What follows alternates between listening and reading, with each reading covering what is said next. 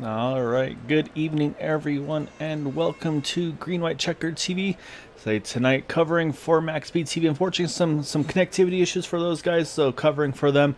I'll say so. Hopefully, for those that are used to seeing them over there, hopefully you found your way over here, and I definitely hope that they're able to get their internet back up and running as soon as possible. I know that's never a fun thing to have to be dealing with, but tonight we have the Area 51 TW Motorsports Xfinity Series here at Talladega. 75 laps is the race distance this evening. Of course, you always, again, as always, got to mention, got the 3 green white checkered attempts and the 1 fast repair available for the drivers here this evening. So qualifying is underway at the moment.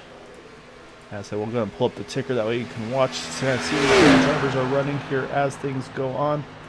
And do need to mention as well, I haven't been able to follow too much with everything else going on, but we've had 3 different winners so far this season. Steven Krosak, 2 wins in the season, Everett Lane with 1 win, and Estill Fields winner last week at Talladega.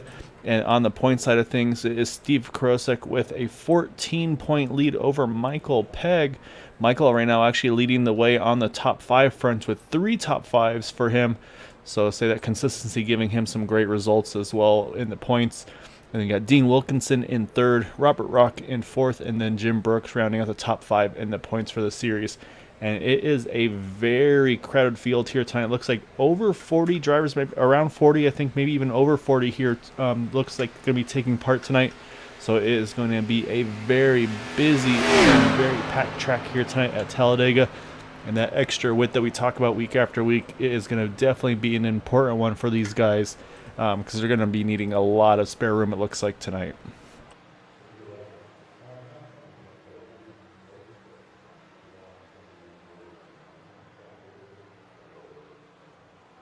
So again, while qualifying still ongoing, still plenty of time left to go in qualifying, about 2.5 minutes left. Obviously going to have a split strategy. Some drivers trying to get their best qualifying position, get those bonus points. Others going to try to work their way up through the back to the front over the course of the race. And we'll see. I'm going to maybe see if I have a partner in crime in the booth. Otherwise, you might be stuck with me this evening. But either way, though, hope you all had a wonderful weekend. Hopefully, you've had an enjoyable Sunday as well before we get back to the normal Monday through Friday routine for some. But it's definitely going to be a lot of fun to kind of finish off the weekend with some great racing here tonight at Talladega.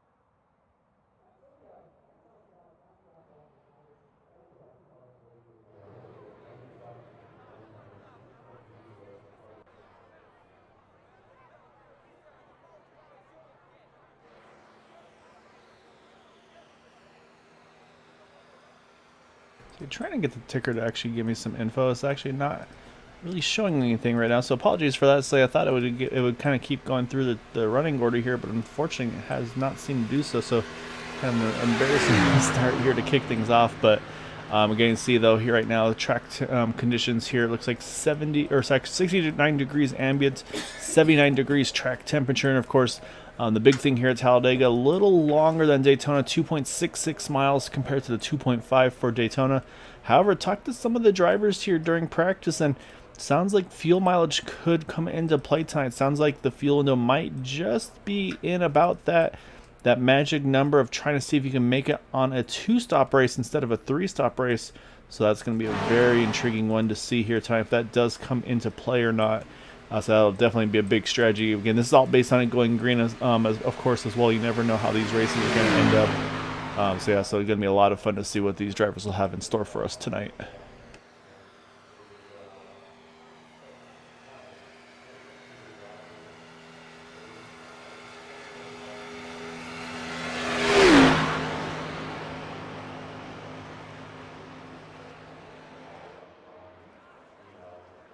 And with that, I believe qualifying has just pretty much completed here. So with that, we got to start going over, because we got lots of drivers to talk about. It looks like it actually might be about 38 drivers, if I'm not mistaken, taking part in tonight's event. But we'll find out, because we're going to go through our starting grid for tonight's event. And it's going to kick off with Steve Krosak in that number 27 machine. gets the pole here tonight by 0.05 of a second over Sebastian Marin. So obviously very familiar with Sebastian. We've seen the work he's been able to do on the Thursday night series with the Superspeedway truck series over there, again also with the TWM Motorsports partnership. And actually, as I see that, I think I got to do some adjusting because I see the microphone queuing up, so do me just one moment here.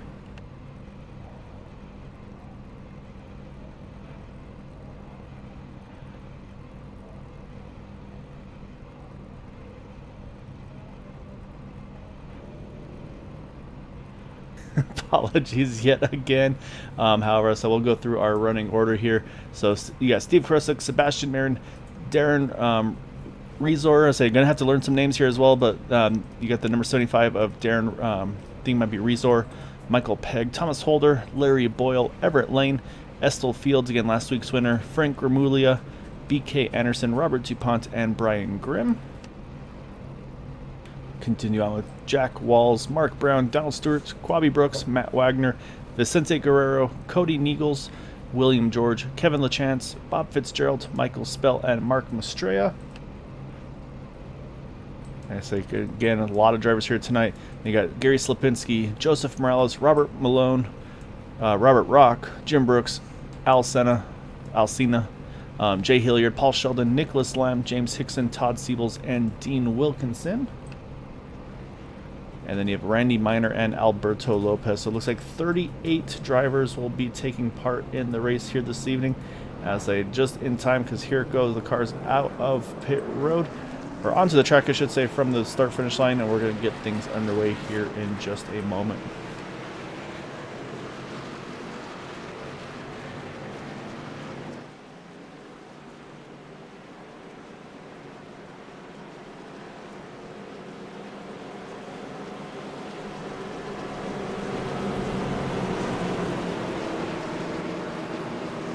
Alright, so again, 38 cars taking the grid tonight.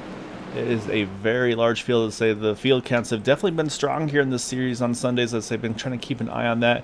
And so you can also see some really nice looking paint schemes. I'll say one right off the bat that really catches my eye is that 75 machine of Darren Reeser. We're just talking about him. It's a really nice chrome red on that machine there. And so you see a little further back there, can't tell the car number there. So you got pretty much a full on flat black car there a little further on back here. I believe that might be the 08. Oh, nope, that's actually Matt Wagner in the 11 car. So he hasn't left the paint booth yet, so he's going to have to find some sponsorship to pop onto that number 11 Toyota here tonight as well.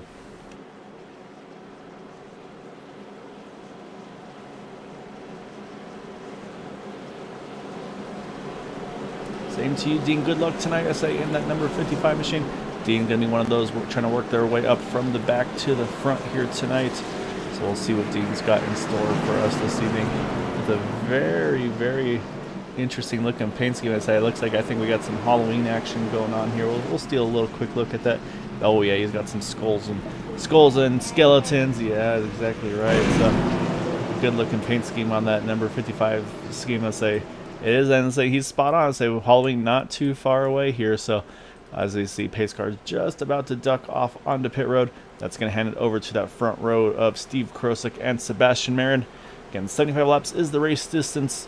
Possibly a two-stop race here under green flag conditions. We'll see what we've got in store for us tonight.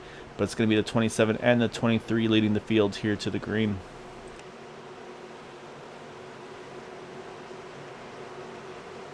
As I come through the trial, waiting for that green flag to fly to kick this race underway. And green flag is now down and away. And here the field comes building at speed. TWM Motorsports Xfinity Superspeedway Series. So usually on Max Speed TV covering it here tonight on Green White Checker TV. As right now it's into the 27 takes the lead into turn number 1 with help from that 75 machine. We'll see how the momentum looks like out of turn number 2.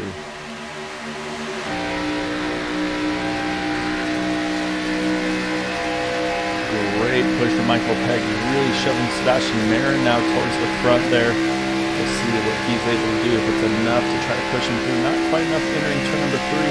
So at the moment, it's going to still be Steve Krosak with the lead here in turn 3-4 for the first time tonight. But I say right now, pretty much everybody's still staying 2x2 as they build up speed here. I think that's what we're going to see just until things kind of start to kick off a little bit. And I think we're going to see a lot of strategy calls as well. But man, Michael Pegg is giving a great push here to Sebastian Aaron.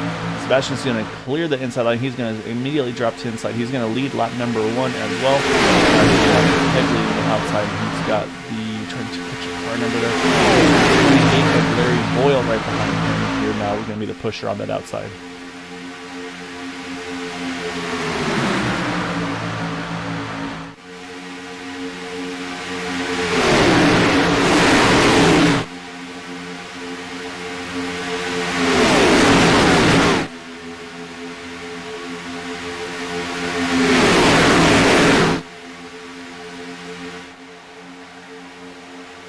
As you can see, field still 2x2 here as they come through the trial for the second time tonight. So far, everybody's holding pretty steady. I say right now, pretty much 200-mile-an-hour pace laps, almost, if you will, right now. I say nobody making any crazy moves as of yet. But I mean, from what we've seen with these guys, what we've seen on the Thursday night series, I say not sure what they've been doing over on the Sundays, but definitely in the Thursday series, it has been really no holds barred racing those trucks. So we'll see what they have here. I see one car, the 53 Quabi Brooks, jump to the top. I think he's going to try to roll to the back here. I say it looks like kind of an intentional plan there to try to get a little bit further back, maybe wait things out to make some moves later on in the run. I say, and again, Talladega, a nice and easy place to do so when you're running the third line here. So looks like he'll have no troubles driving to the back here and then be able to kind of regroup and work his way forward. But right now, things still holding pretty steady. It's that 777 of Michael Pegg still holding just a nose ahead here. Saying he's got a good push, like we mentioned, from at number 28. And I believe those are teammates, if I'm not mistaken, there of Larry Boyle and Michael Pegg. So these guys doing what they need to do right now to try to get themselves up in front of that Dale Cup combo of Sebastian Aaron and Steve Krosak.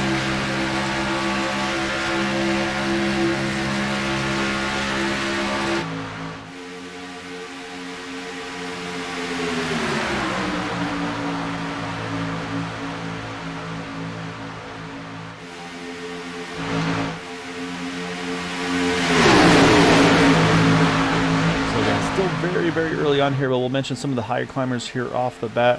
I'd say one of those is going to be the number 14 of Vicente Guerrero. He's in that Budweiser machine there on the outside line.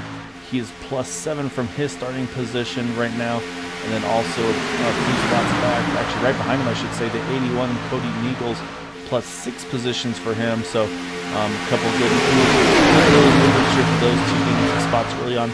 Mark Mastrella as well in the machine.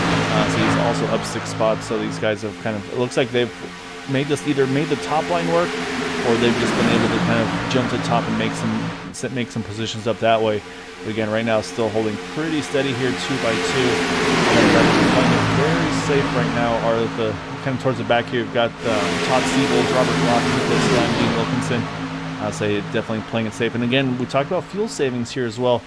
If anybody's going to want to try to make this a potential 2-stop race here, I think the inside line is going to be where you want to be. And you definitely don't want to be the pusher on that second line. So right now, in that position of Steve Krosak, not a lot of fuel savings as well for that 27 car, but where the 75 is, he's in a great spot to save a lot of fuel. The 93 as well. Those guys are in a good position here to try to save some fuel to maybe run that long. Try to run that long run here in this fuel numbers and get that 2-stop race instead of a 3. Everett Lane, another one, it's in a great position here as well.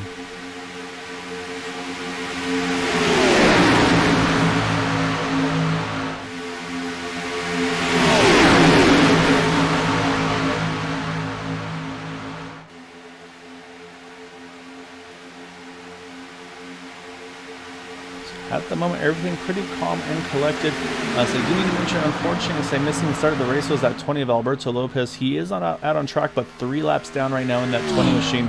But I'll say we'll see if and when cautions fall, could put himself in a position to be able to get some of those laps back. But right now, about almost 3.5 laps down. So not the start for Alberto that he'd be looking for, but again, I'm sure also looking at trying to play the team game, work with some of his teammates if he gets the opportunity to. So. But right now, things pretty, like I said, pretty overall, I say pretty calm and collected here. We'll do those. We'll do actually hop on here with Steve Krosak. We're going to watch on board here, and just so you can get a view of just how, when he's really tucked up on the back of this 23, how little you can see in front of you. And so you're kind of, again, like at the mercy, I feel like, of that car that's in front of you running the line here. So, for example, for Steve here, you can't, for the most part, see that yellow line, the transition between the banking and the apron. And that's, again, to me, that's one of the biggest things, in trying to avoid hitting that apron. So you're, again, kind of at the mercy of that guy in front of you, of hitting your marks correctly. And of course, I'll say with these two, we know how well they've been working together all season long. They see this huge push on 27 to 23, trying to get that momentum going. It's the 777 here that's going to actually push straight ahead here. As we're watching there, we saw that big push, and it's going to be now Michael point there. And it's going to allow now Larry Boyle to lead this outside line of that 42 car.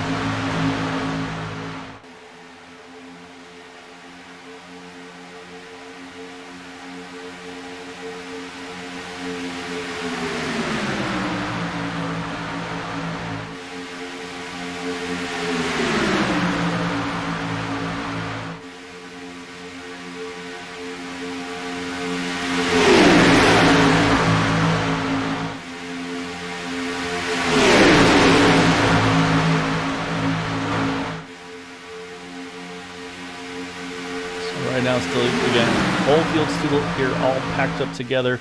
So nobody's lost the draft or anything like that, so we're still looking good up front here. And so you've got the whole field now all within about, I think, 2 to 3 seconds of one another. Yeah, it's about 2 seconds from first to last right now, just with the way the speed in the draft is here. It's all, like I said, it's all just kind of all everybody tucked up on one another here. You can see it's starting to spread out a little bit further back. They're starting to single out a little bit here.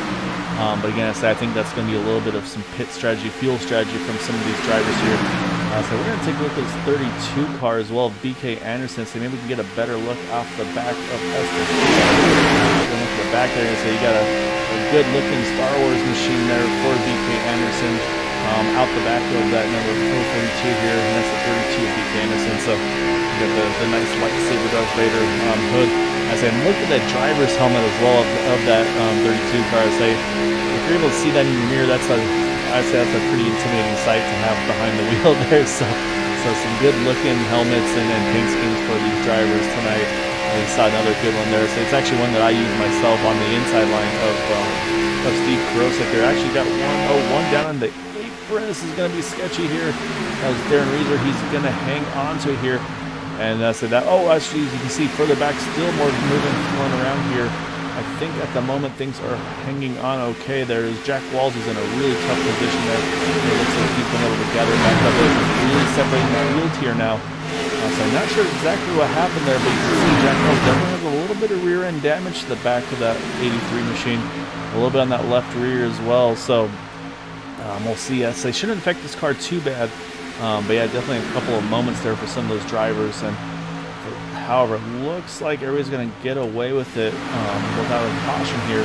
But of course, like I said, now to just try and rebuild that momentum, try to get back towards the front of the field here. As up front, they stay 2 by 2. But it looks like right now, I think they're going to be in a decent position to grab back on right now. It's Robert DuPont that's just off the edge of grabbing onto these guys. But I think he's going to be able to do so. And then he's, like I say, you got James Hickson and then Jack Walls leading that little third group, if you will. Let's say, so we'll keep an eye on his kind of his momentum and such to the leaders right here. Like you see, he's got some great help behind him from that 53, from the 28, or from the 78. I'm sorry. So I think they're going to be looking pretty good here to close that gap back up. And yeah, sure enough, I can see the intervals dropping very quickly now to that car in the front. So it looks like we should be able to keep our top 37 drivers here all in this lead pack still.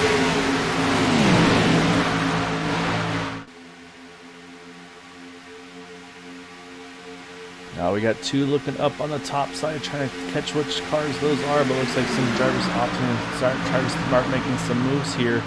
I think one might be too far back. Let's see.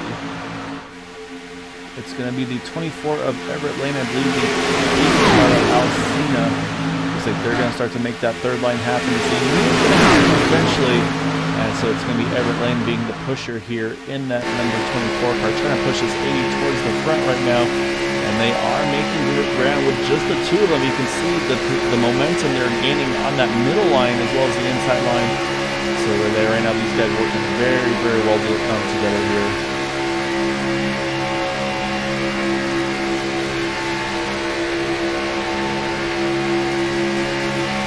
That momentum shift. He saw one jump to the top there, and that's going to be that 32 BK Anderson.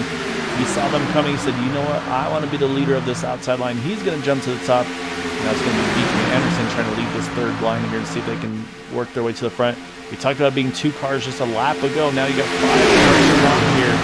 So we'll see if that organization, if they can keep that momentum here in that outside groove.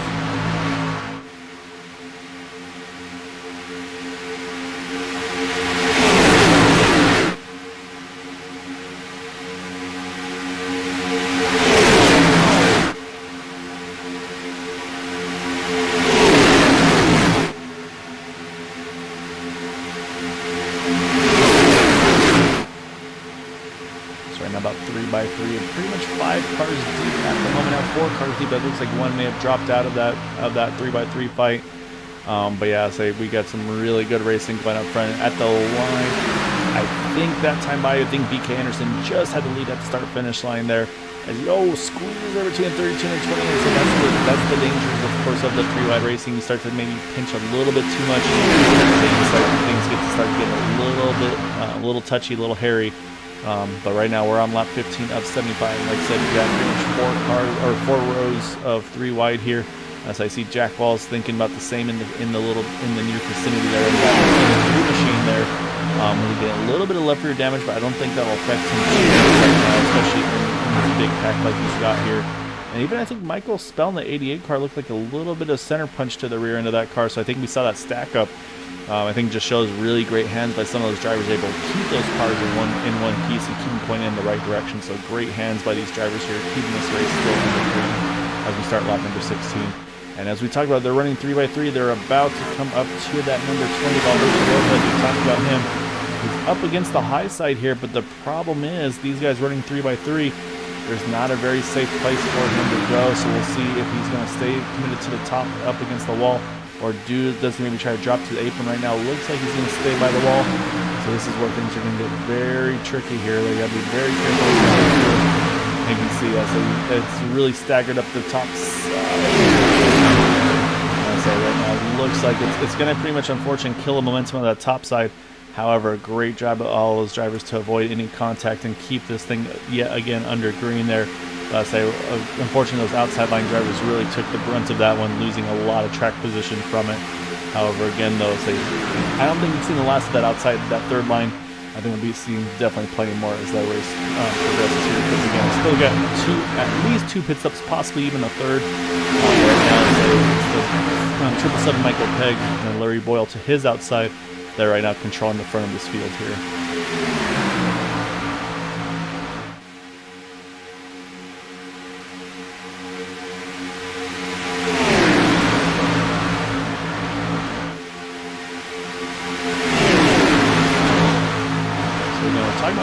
Some pretty high climbers here, saying that with all the little shakeups and stuff, we've had some big movers now. I'll say right now, highest running of those is the 97 of Gary Silpinsky. He has gained 16 positions so far in that number 97. So he's pretty much committed right now to that inside line there. He's got the cone police on the front of that, or on the side of that car, on the hood. And then a few other big climbers. We talked about Mark Mastray already. 47, Rob Malone, he's up 14 positions. And right now, 20 positions gained thus far is the number 52 of Paul Sheldon.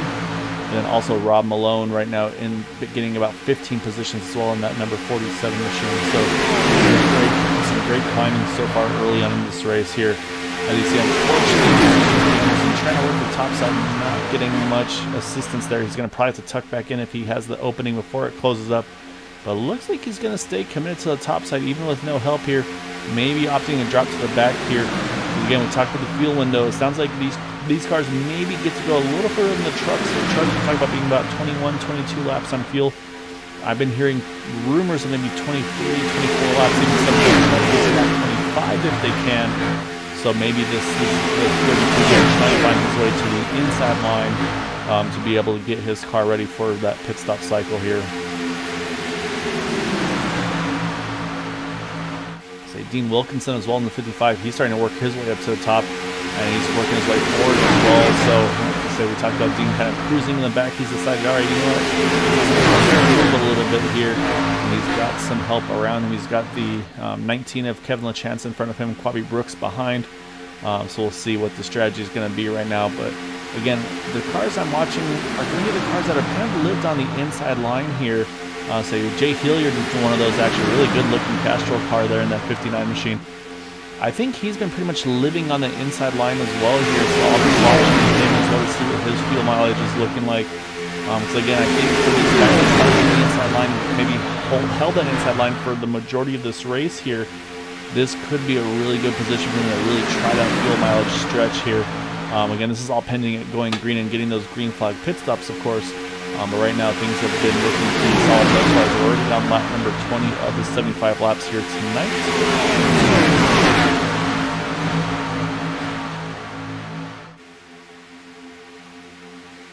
A little further up, you got the 93 of Thomas Holder. So he has got that white Pennzoil machine on the hood. So for Jack Walsh fans, I say, don't worry, that's not Jack in a white Pennzoil car. That's another Pennzoil sponsored car there, Thomas Holder. I say, plus Jack's gone over to the Twisted Tea Supra here tonight, and it's still yellow. It's a little different sponsor there tonight. So, but yeah. So right now though, these guys are starting to move, starting to single file out here. And again, I think that's kind of the strategy right now, knowing pit stops are looming here. So I say, still got 2x2 for about the first 4 rows here. As you can see though, Estill Fields is getting a great push there. The second car, which I believe is the 13 it is of Larry Boyle, or second off Brian Graham, apologies. So I'll get these names and numbers right here eventually. But yeah, so it was a really good push there, just not quite enough to clear there. But you can see that second group is starting to kind of start to fizzle out just a little bit here. And this might be where we start to see a little bit of gamesmanship as well, where drivers going to start kind of talking to one another like, hey, I need to try to start getting down to the inside as soon as I can. But right now everybody's holding pretty steady. One thing that has happened to James Hickson, that 12 car has fallen way off the draft, unfortunately. So missed something that involved that 12 car sale. We'll see if we get the opportunity to check it out, but right now he's dropping pretty quickly off these guys. So he's going to have to hope for yellow to get himself back to the front. As I was saying, everybody's kind of starting to save and take care of their stuff and get ready for pit stops. The outside line being led by Matt Wagner here in the 11 car. He's got the 53 there. He's got the 52, and I believe I'm trying to see that the fourth car is in line there. I think that actually might be Alberto Lopez, if I'm not mistaken. So again, I think the 20 car is going to be trying to help the momentum out as well here. So they're starting to make a good charge here in that outside line, which right now the middle line only about 4 cars are not really packed together here. So that's why they're not making good ground right now. So yeah, I think the strategy is really starting to kick off here. But this outside line, they're trying to make that charge here before our pit stops begin. So it's going to be fun to see kind of who's going to go win and how far each driver is going to be able to go before they have to make this first pit stop here in just the next lap or two.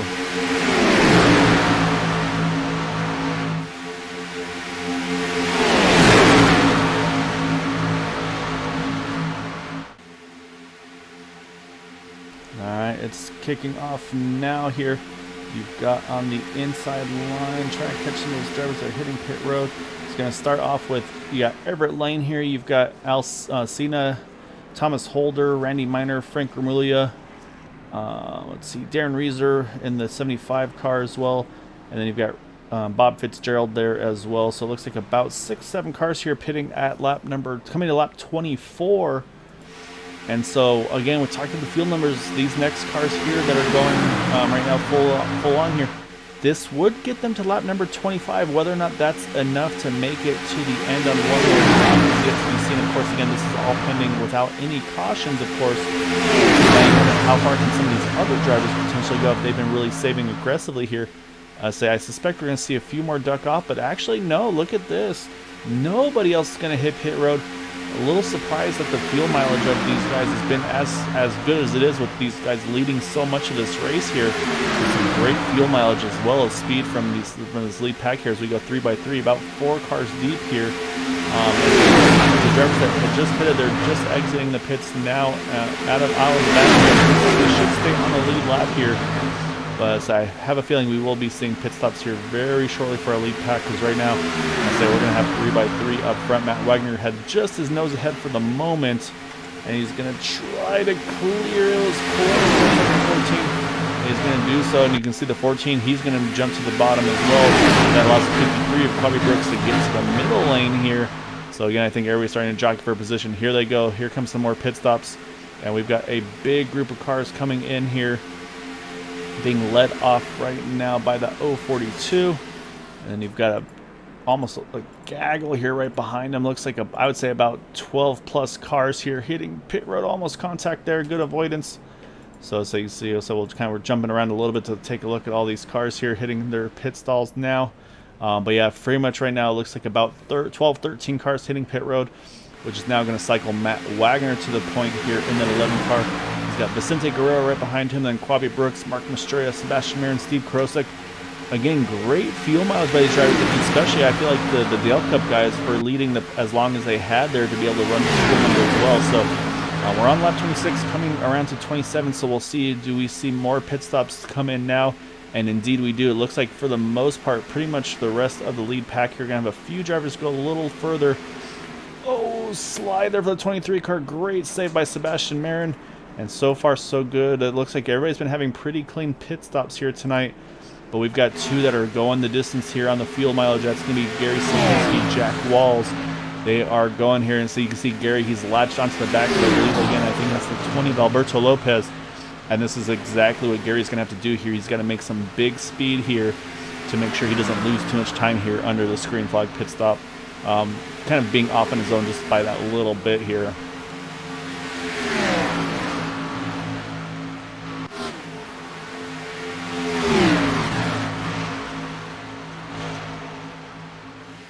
Alright, so I think at this point, yeah, so you're going to see Gary hit pit road. We're going to see Jack Walls hit pit road.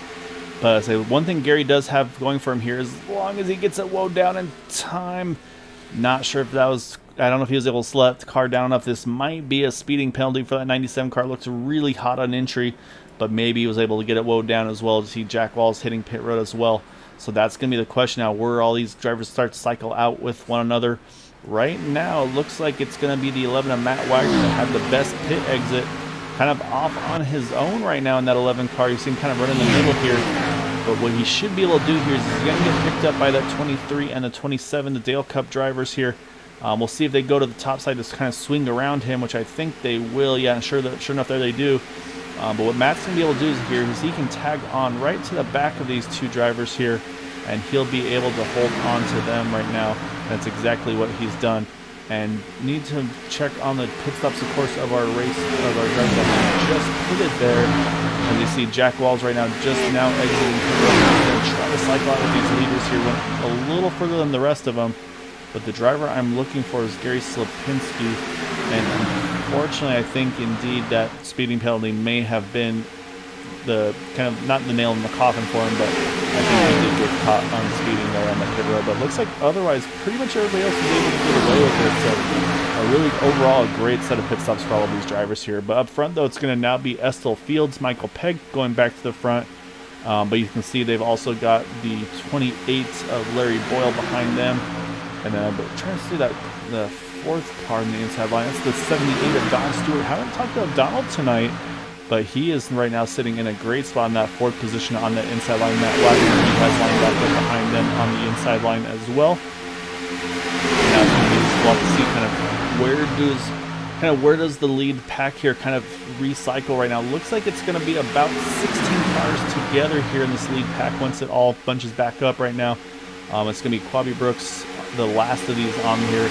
And I think he's just on the edge of holding on to Michael Scully. He's going to have to be careful not to lose the draft here because he's losing a little bit of ground right now. So it actually could drop from 16 to 15 here, should that 53 not be able to catch back onto the back of that 88 machine. But I think right now he's still in a good spot. I'm sure he's not feeling comfortable right now in that 53 car. But I think once Michael and then gets to the group in front, that should then slow their pace down just a little bit to allow Quabi to kind of latch back on. But I'm watching lap times right now. few other drivers trying to make some big charges back towards this lead pack, include that 83 of Jack Walls, Robert Rock. They're trying to see if they can chase them back down. As if they can do that, that would give us about 19 cars back on this lead pack. And however, from 20th on back, you can see visually there, they're about 6 seconds behind now, not running the lap times they need to try to catch these guys up front. Oh, we got trouble up front with the leaders. Oh, Matt Wagner takes a shot to the side. Amazingly, we're still staying green. Steve Krosak by far gets the worst of that one. We saw Jim Brooks, Ron Malone had to go through the pits, I think, to avoid it. He's going to actually have to make an unscheduled stop. Jim Brooks got a piece of it. Matt Wagner, we saw, got a piece of it as well. But somehow, no caution comes out. Let's try to say, while we watch this, I'm going to go back and try to see if I can find what exactly happened there. So it's right up front with our leaders here. So let's go back a little bit here.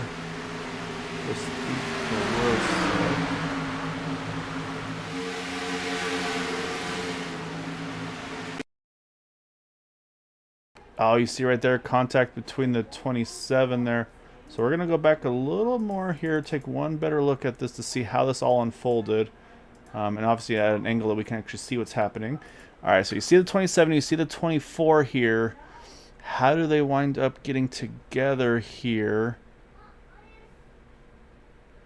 And it looks like the 24 and the 27 just kind of come together a little bit. Not sure if one moved up, one moved down. Honestly, looked more of a look like a racing deal. Or you see Dean Wilkinson, he gets a piece of it as well. You see also the 24 car getting caught up in the wall. And then this is where he comes across the track there. You see Matt Wagner just get completely broadsided. Nothing he could do there. And you see also, I think that was Rob Malone we had just talked about as well. So a handful of cars getting caught up in that one. Some getting through here. Again, really shakes up the field. So we'll get back live now to get back to the racing action. Because with all of that that's gone on here, it's now, you can see the lead pack is kind of dwindled down here. It's now down to 10 cars. Mark Mastrella being the last of those cars. And then now the second group on 11th on back is being led by Robert Rock here in that 171. And then, yeah, so this is really kind of shaking up the running order right now, especially with that not bringing out a caution as well, which I'm sure has caught a lot of drivers by surprise there. So, yeah, this field is very, very, very spread out right now. So, again, right now the leaders here, as they go down the backstretch here, you can see the intervals here. Basically, it's pretty much the first group here, and the second group is probably going to be pretty much gobbled up by this third pack behind, which is being led by Paul Sheldon right now in that 52 machine. So the next thing we're going to be doing is watching lap times, because right now this group led by Paul Sheldon, they are making very, very good lap times here. But again, the problem though is they're significantly behind the lead pack, about 6+ seconds back. So we'll have to see how it's all going to pan out. But right now, somehow, like I said, we still stay green. As I say, I see Matt Wagner, he's going to hit road in that number 11 car after the damage. As I say, kind of his hand is forced there, unfortunately. But yeah, so right now up front though, it's going to be Michael Pegg leading the way here. I say, unfortunately for Sebastian Marin, he's kind of between a rock and a hard place here. I think he's got teammates all in front of him and behind him with the regulators. So see, Sebastian's going to have to be, as this race goes right now, he's probably going to be doing a little bit of negotiating, trying to find some teammates to work with here, to have a little bit more help right now. But like I said though, right now holding about the 10 cars here on this lead pack here. However, Paul Sheldon last time by was the fastest car on the track, 49.54 to leaders 50.62. So he was over a full second faster there in that 52 car. So great pushing going on here. So we'll have to keep an eye on the interval between himself and our leaders. So you can see now this second group running 2 here. And this is where you get a little nervous if you're that lead pack. Of course, you want this race to go on between yourselves if you can. With these guys running 2x2, you know things are getting a little bit dicey. I think that's exactly what Todd Siebels was seeing. He said, man, these guys are starting to get pretty aggressive here. I'm going to drop back. I want to still be in this race, but I want to make sure I get into this race in one piece. So we're going to keep an eye on those intervals with our leaders. But right now, it's still going to be Michael Pegg leading the way. And I think right now they're going to hold pretty steady here. I mean, they've got another probably, I'd say 10, maybe 15 laps or so until they get to that next pit stop. So Right now, things looking very good for some of our leaders here. That being said, though, they're not too far away coming up on some lap traffic from some of those involved in the incident. We saw Matt Wagner, he was just leaving the pits there. A little bit in front of him, you got Steve Krosak there. You've got the 55, the 24s right there as well. So yeah, a lot of drivers in very differing positions right now with that contact. So, but right now, again, talking about lap times, though, I'm going to compare the leader here of Michael Pegg to the second group. It was Mark Brownlee in that last time by, and it was actually about a tenth or two slower for that second group. It was a 50-53 to a 50-67.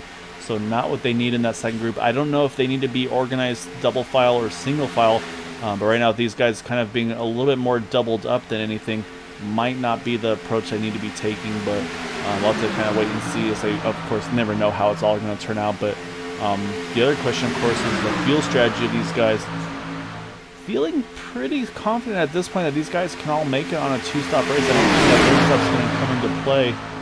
Of the lead pack, Alcina in the 80 car, he's the one that hit the earliest in lap number 23, but obviously right now is able to save just loads of fuel on that number 80 car. So I think if you're the 80, you're looking pretty good right now. The only concern, of course, is having to put more fuel potentially in your car than the remainder of the field. So that'd be the only question mark I have in that number 80 machine.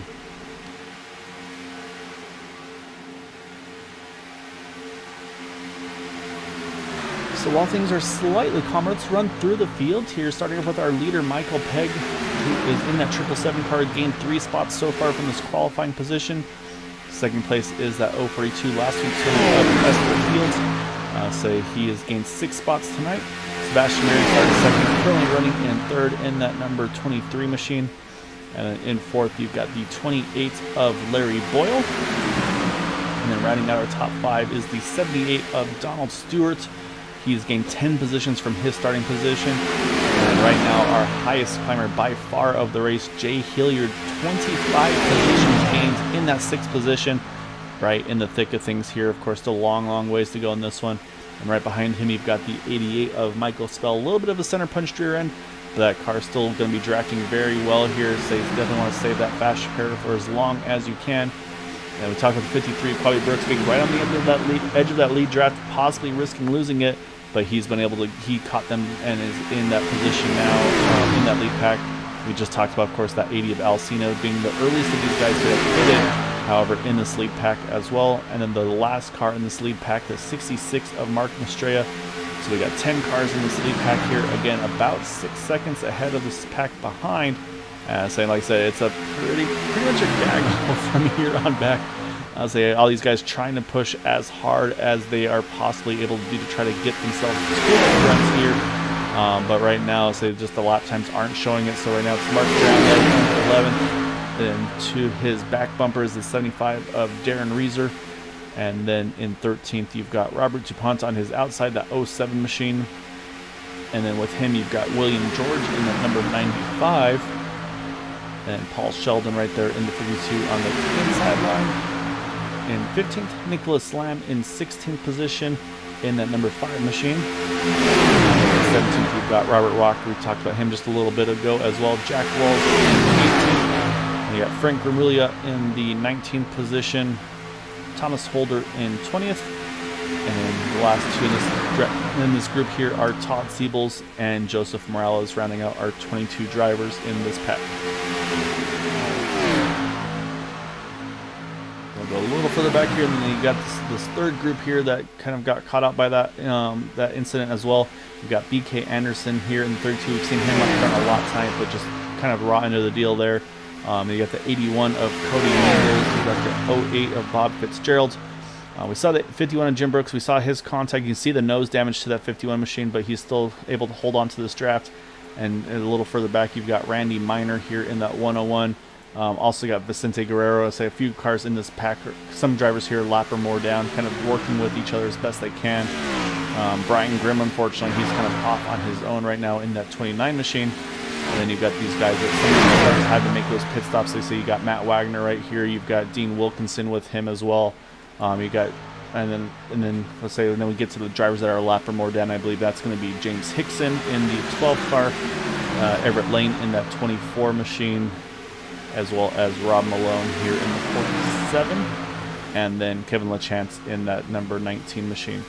It looks like Gary Silpinsky has retired from the event, unfortunately, after that pit stop speeding penalty. Alberto Lopez still on track. We're still 4 laps down as things run. So now we'll jump back to our race here. They're holding pretty much steady here. They're just, I think they know it's in their best interest to just kind of run single file here, just get to the last pit stop, and that's where things will start to kick off for them. But right now, yeah, these guys are doing a very good job.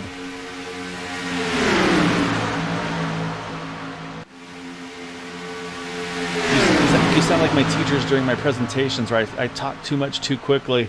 Yeah, so apologies for that. Trying to run through the running order as quick as I could there. Maybe a little bit too quick.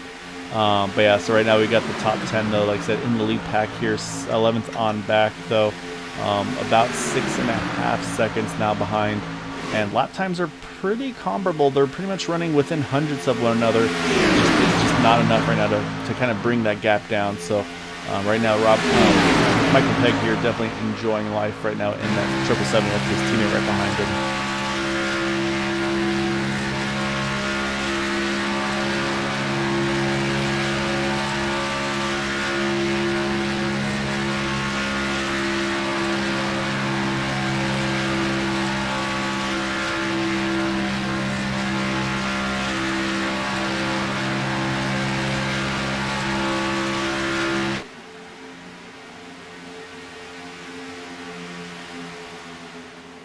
Now it looks like I think the second group here is starting to try to change their game plan here. They look like everybody's starting to single out here, think maybe this might be the faster way for them to go.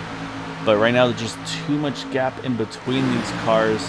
They need to be pretty much nose to tail here for this to work if they're gonna commit to the single file line. So and you can see with that change of this positioning here for the single file, they lost about half a second just that last lap there.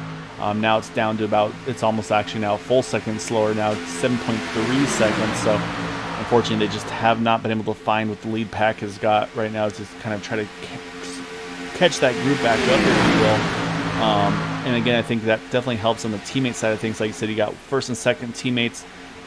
Fourth place is one of their teammates as well. And we know how good Sebastian Marin is as well. So honestly, these guys are just really doing a great job here of pretty much just being lockstep with one another. It just almost looks like one steady line pretty much for those first 4, 5, 6 cars. So these guys just doing exactly what they needed to do here.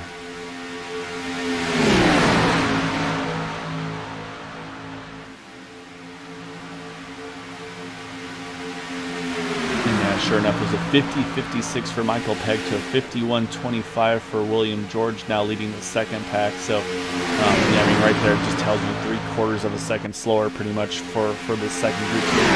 So, you're definitely liking what you see right now if you're these leaders here, because I say, but again, we have crossed the halfway point. We're on 45 of 75.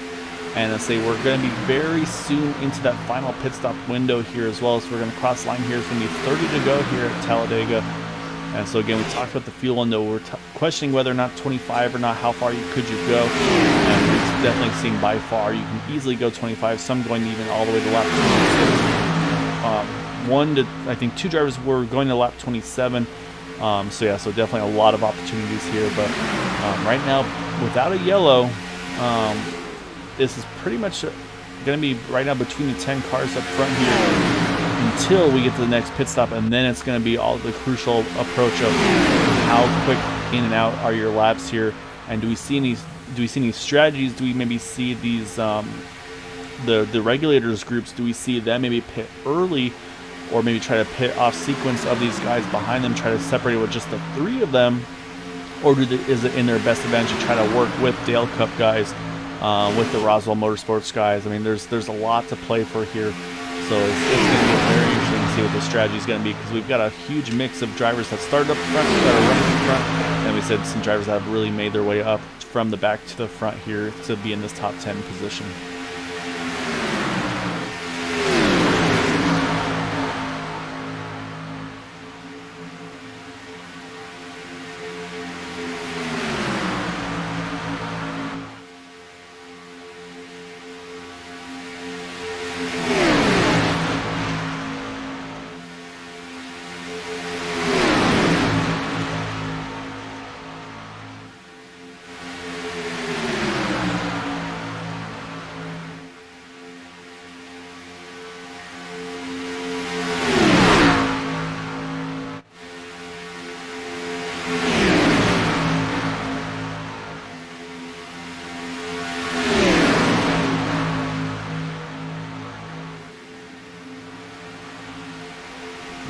So right now, I mean, you can see there, we'll go through it one more time here. But again, you got the top 10 completely single file line here. You go to 11th on back, same thing for them. They're just running completely single file here as well, from 11th all the way down to 22nd. And then 23rd on back, same thing here for these guys. They're all synced out as well, with Vicente Guerrero leading this group. And then we'll jump to that last pack. We just saw that of Matt Wagner trying to push the 24 machine of Everett Lane. Now, as they were running double file, now they've got single filed out right now. So like I say, we got basically four trains here of single file. And actually, they say that here comes some pit stops. Oh, we got trouble on the pit stops, actually.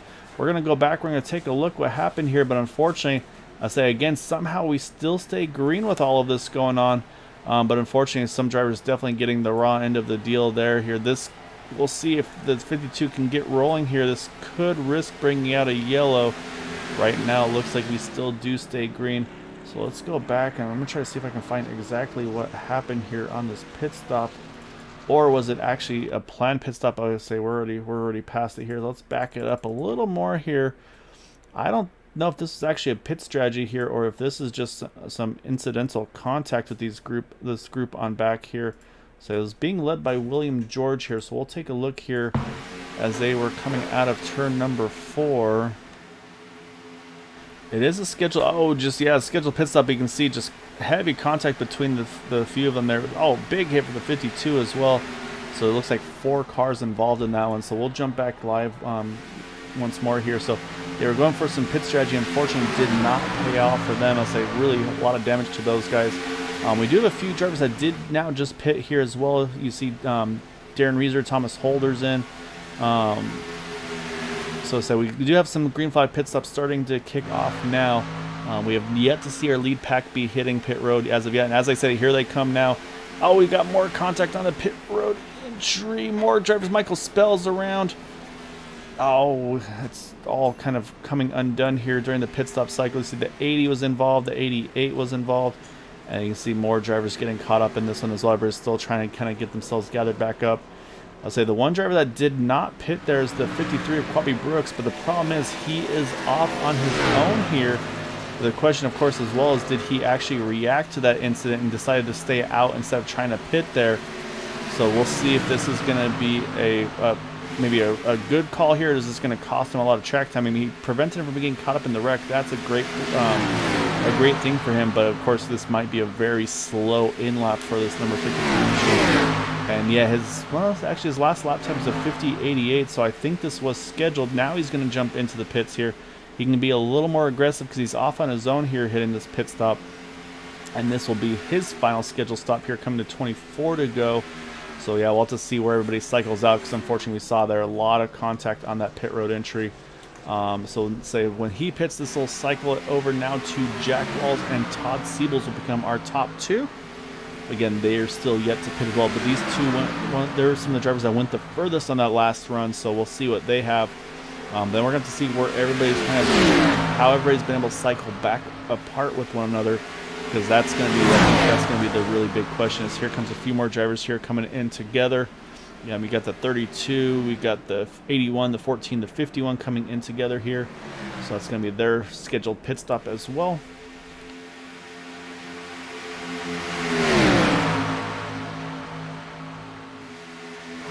So I'm going to see now on the pit stop side of things. Look at Sebastian Marin here in the 23 car. He has made his final pit stop. He pitted on lap number 50, but he is all by himself here. We'll see Estill Fields here. He's got the 777 with him. And here's we talk about Quabi Brooks, went that one lap later. Unfortunately, I do not think he's going to be able to keep onto their toe. Yeah, right now he's already a second and a half behind those guys in front. So Jack Walls, he's still out. Todd Siebels, he's hit pit road for his final stop. Jack Walls is probably in this upcoming lap right now. But right now, say Sebastian Marin, a great pit stop here. But unfortunately, he is off on his own. So he's going to be basically at this point waiting for this group behind to catch of Estill Fields and Michael Pegg. And I'll say right now that looks like that could become the 3-car group here up front. And I'll say then for Quabi Brooks, he's going to have to wait about 3 seconds, it looks like, for Dean Wilkinson to get up to him. The thing is, they can't make it to the end. These guys put on 33, 34, the 55, and the 11. So It's really actually going to be the first car is going to be, oh, as I said, caution's out. It's going to change everything here. So you're trying to see where the caution is at. And it looks like it's going to be Frank Gramuglia. That might be what the cause of the yellow. You can see the smoke behind that number 113. Not sure what happened to him here, but that is the cause of the yellow. And this is going to completely change the outcome of this race here. And I believe actually Jack Walls was in, I'm not sure if Jack Walls was in pit road by the time the caution came out or not. So we'll have to see if this might be a penalty for that 83 machine. Let's go back. Let's try to first see what happened to bring out this yellow here.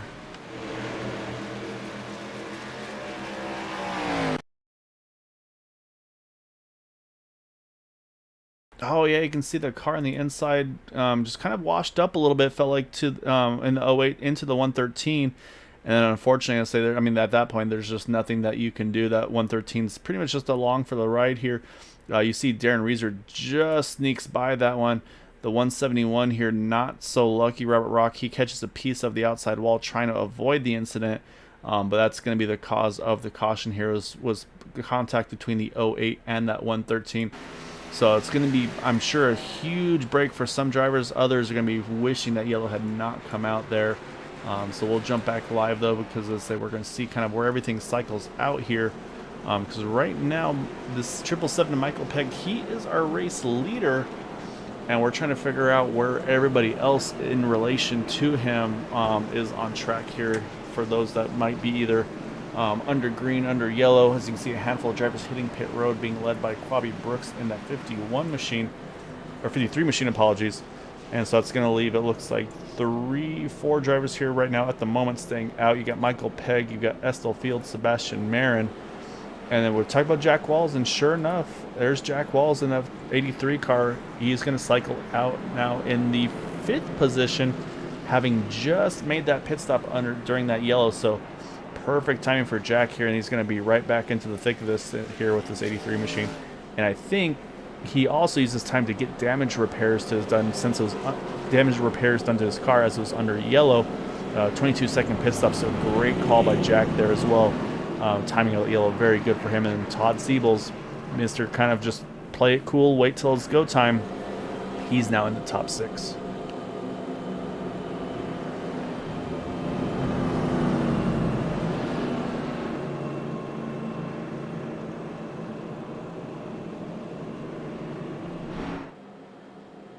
Alright, so while we're under yellow, I'm going to step away for just a moment. I'm going to say take a break, get some water, because I say it's going to be probably pretty busy here the remainder of this race, because at this point everybody's good to go to the end on fuel. And then of course, I'll say, so it's going to be pretty busy here. And then we'll say we're going to check to see, of course, drivers who are maybe on the lead lap, on the a lap down, maybe tailing the lead lap. I'll say there's going to be a lot of strategy there. So I can see a handful of drivers you can see in front of that 777 who are waiting to get that wave around here. So it's going to be all to play for here. So stay tuned. We'll get back to this here in just a moment.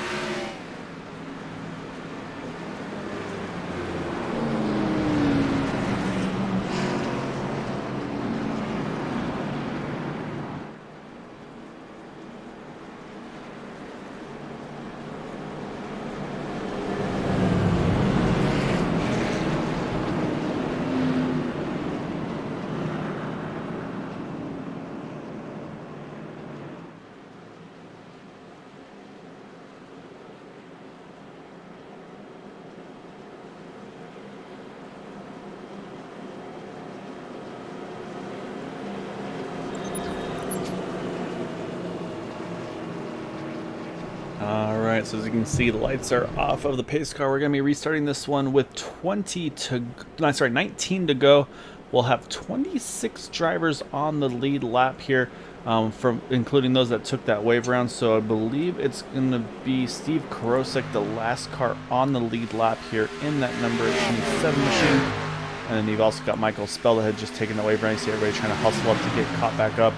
But then we're going to have a pretty good battle for that lucky dog position because we've got a handful of drivers all one down, including Everett Lane, BK Anderson, Brian Grimm, Cody Neagles, James Hickson, and Rob Malone are all the drivers one down. So there's going to be kind of a couple races within the race here, for those to try to be the lucky dog, because I say at this point, pretty much everybody's good to go to the end on fuel here, so you know it's going to get exciting. You know everybody's going to start kind of ramping it up just that little bit more than they have been already. So now it's going to be up to this front row here. Michael Pegg, this is our first yellow, so Michael Pegg, he's got control of this restart. Does he go early? And indeed they do. They're already down and away trying to get organized here with his teammates. And sure enough, you see the 28. Oh, actually can't quite get to the inside as of yet. Now squeezes in here. So now you got teammates running 1 through 3 here. You got Jack Walls trying to work the outside there in that 83 machine. He's got the 45 with him, but you can see how much has spread out the field here. So now it's going to be all about these drivers building that speed back up and trying to gain the group, gain the ground back up on these leaders. Looking at outside line, here comes Jack Walls. He's got Todd Siebel behind him. The two bright yellow cars here locked on to one another here, making great time here on that inside line. Or outside line, actually, I suppose. And jumping up there, Sebastian, we talked about, he's kind of the odd man out there. Lost his teammates here thus far. He's going to have them back, I think, though.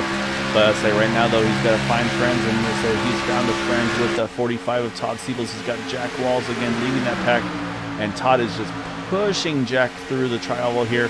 Oh, we got trouble in the infield here. No yellow as of yet. We'll try to keep an eye and see who was all involved in that one. It looks like the 73 was one of those. And that was Mark Brown, unfortunately, had to take it down. So we'll try to see if we can have a look to see what happened there in a moment. But right now, I want to stay with this battle out on track, because right now we got 4 on the outside, 3 on the inside. And here comes with the big head of steam. Here comes the second group behind here, being led by the 5 car. We got Quabi Brooks on the outside. Matt Wagner's back in the machine. So it's all to play for here for these guys here, as we're going to come across now. This time by is going to be 17 to go. You see that 23, he wants to be the one to lead that outside line. Does Quabi go with him or not? He's thinking about it. But he is peeking inside, and he's going to stay in the middle line. He's going to hang out that 23 for the moment. No, 23 back in there. So they're going to stay 2 by 2 for the moment. But I think that just shows right now that 23 Sebastian Marin, he's showing he wants to get to the front. He wants to get to that top side. Needs some help, though. But if you look behind the 53 of Quabi Brooks, he's not going to get help from that car, as that's another one of the regulators groups, and that's Frank Camuglia, who's actually in that caution. A great recovery for him right off the bat here in that 113.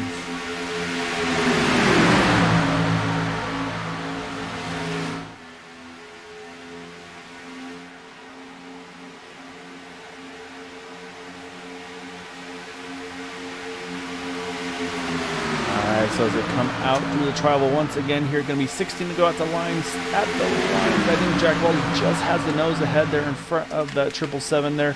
But you can see that third line starting to form a little bit. It's going to be Robert DuPont, I believe, that was leading line. But look at that, immediately all these guys jump to the top there.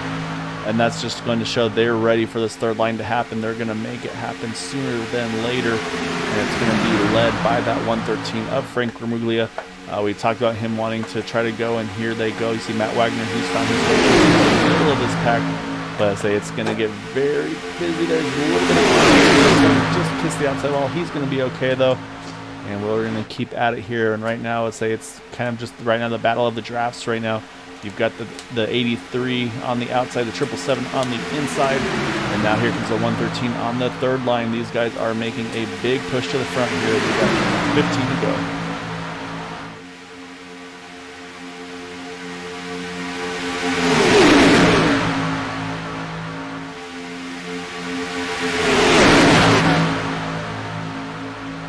So right now we have about 17 drivers in this lead pack here that are right now all jockeying for a position, trying to find themselves in a good spot to get to the front to have a chance to win this one.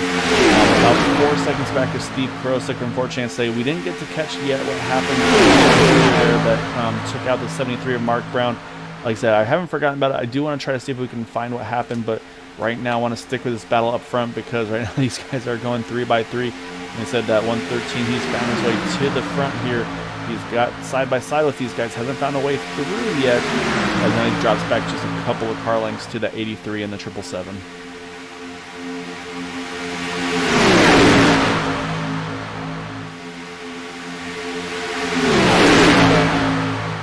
Now it's actually the 777 that's got just a little bit of advantage there on Jack Walls, but now Jack's going to get the great push back down the backstretch from that 45 of Todd Siebel's. Frank Gramuglia, he gets a great push from the outside line. Now they are 3 by 3 rows here.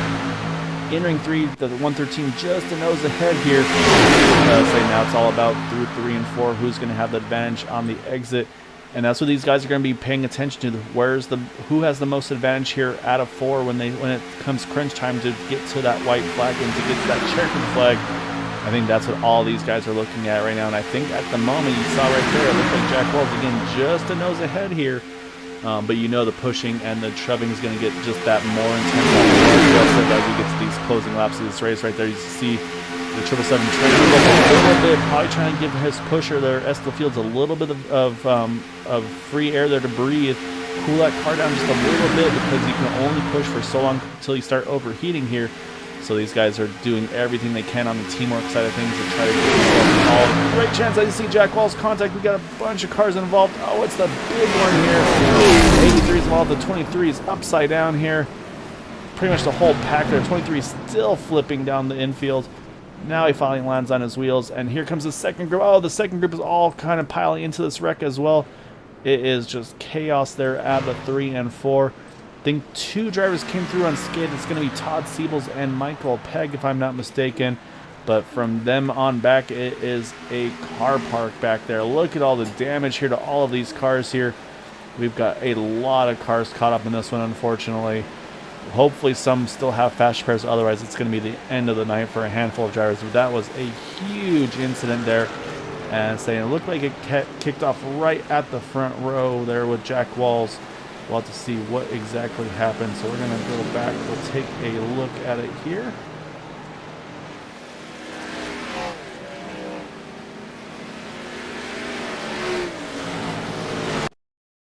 Alright, so we're going to take one more look at this here. We're going to drop back to the 83 of Jack Walls. It's already kicking off, so let's go back a little further here.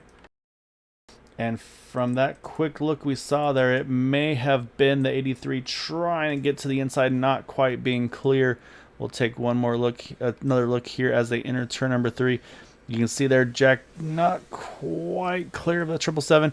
Actually, looks like maybe a little bit of a bobble, possibly maybe a bump gone wrong from the 45 of Todd Siebels. And you see Todd having to move to the top to try to avoid, and that actually gets him into the 113 there.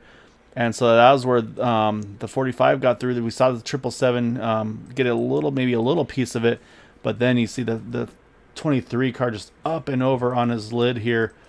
Multiple times you see the 53 was caught up in it. At this point, it's going to be kind of who wasn't involved versus who was. Let's say, because then unfortunately we saw after the fact even more cars getting caught up in this one from that second group behind. So yeah, so he's just so many cars caught up in this incident here. And saying here comes that second group behind there. You see the 32. Looks like he may have got together with the 51 there. But then you can see just a little further up here, just all these cars kind of just piling in, unfortunately.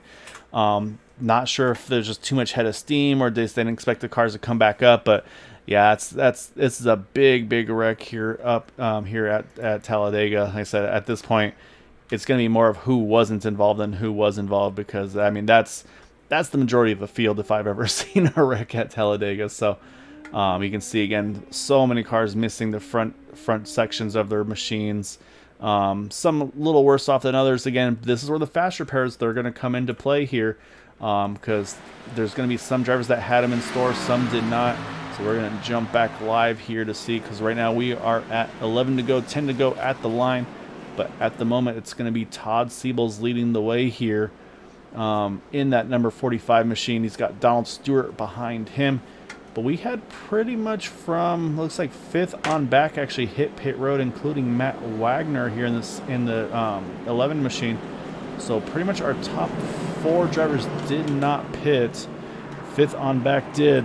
And one of those drivers that we need to mention, we talked about him getting the wave around here, Steve Krosak. He's back now in 3rd position after avoiding that incident. Actually, probably a blessing in disguise that he was able to be behind that wreck. And he's going to be in a great position now in that 27 machine.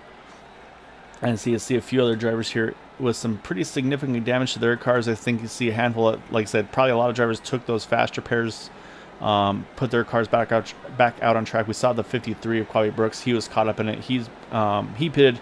That car looks pretty clean, so I think that's a fast repair most likely for him. And then, like I said, we saw Matt Wagner. He got broadsided during one of those pit stop cycles.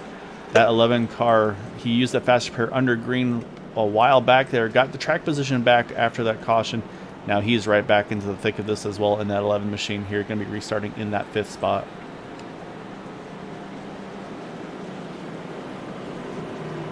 And Michael Pegg, we saw him. He was the one that got kind of turned into, unfortunately, in that 777. He did pit there. I'm not sure if it was for damage or maybe some strategy here on the fuel side of things. Not 100% sure. However, he is going to restart in that 6th position. So, like I said, it's going to get interesting here. It's all to play for again. We're going to restart this thing with single digits. It's going to be 9 to go at the line.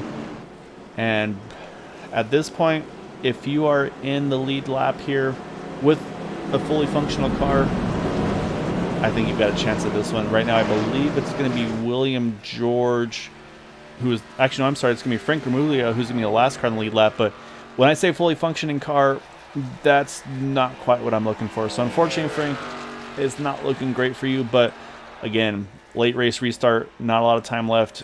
Anything can happen. Frank could definitely pick up some more spots. You never know on these ones. But so right now, it looks like we got 24 drivers still on the lead lap in this one. So yeah, I mean, it's all to play for here. You got Todd Siebel's in that 45 machine, plus 34 positions currently. I mean, that's about all you can do right now if you're that 45 machine. So he's taking his time. You can see a little bit of right rear damage to that 45 machine. I don't think that'll hurt him too much, but you never know. Say, will that maybe sway people away from trying to help him possibly? And then, of course, we talk about teammates. Where are the alliances here? Do we have any of the Dale Cup guys? Are they able to get to one another? Are the regulators, are they able to get to one another? The TW Motorsport teammates, do we see them find a way to get to each other? It's going to be interesting here, or is it just kind of your friend is whoever's that car in front of you until you get out of turn number 4 through the trial? So we'll see. We may not be done yet with the cautions. So say we're going to have 9 to go here as the pace car ducks in. That's going to hand it over to Todd Siebels. Unfortunately, it looks like, I say he's going to go early here. That's going to, once again, like we talked about, spread the field out just that little bit here. As you can see, everybody's starting to try and get through the gears there. Looks like a little bit of a sloppy start, possibly. You know, the back there, there's a lot of movement going on. So it's going to be, at the moment, the 45. And as I said, nope, he's going to start to get steamrolled on the outside by Steve Krosak. And Steve clears that 45. He's got good push here from that 171, or actually, I'm sorry, the 78 of Donald Stewart. But now the 171 is able to get to the back of Todd Siebel, so we're going to stay 2 by 2 here down the back.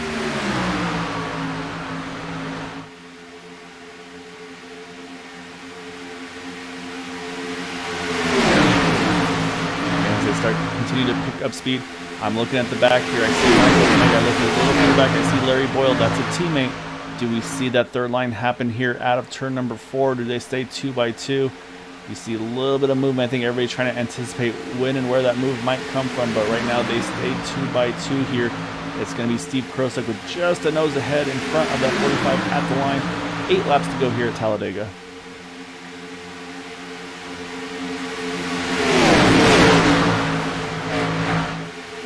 All right, here comes the third line. It's actually the wall from the 83 car. Jack's ready to go. And he has got the 14 of Vicente Guerrero right behind him.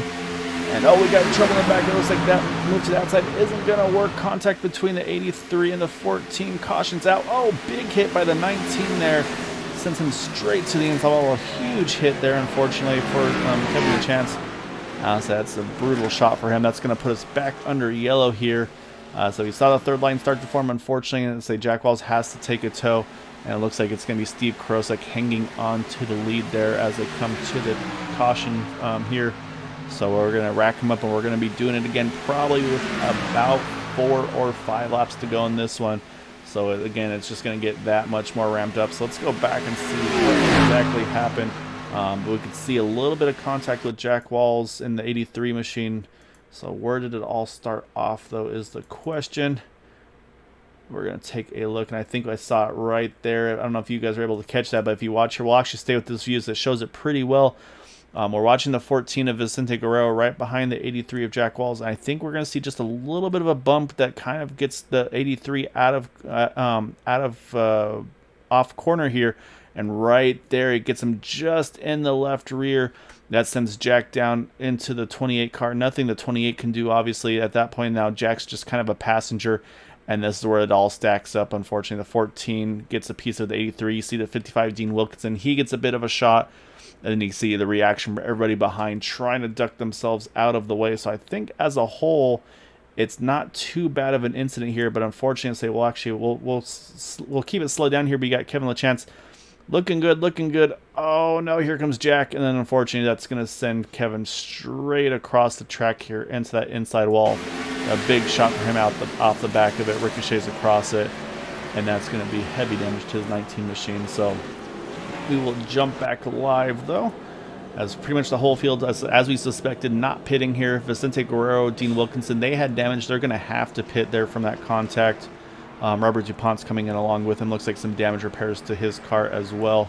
So I think that's definitely the right call for these guys here. But yeah, up front, though, it's going to be Steve Krosak leading the way, Donald Stewart behind him.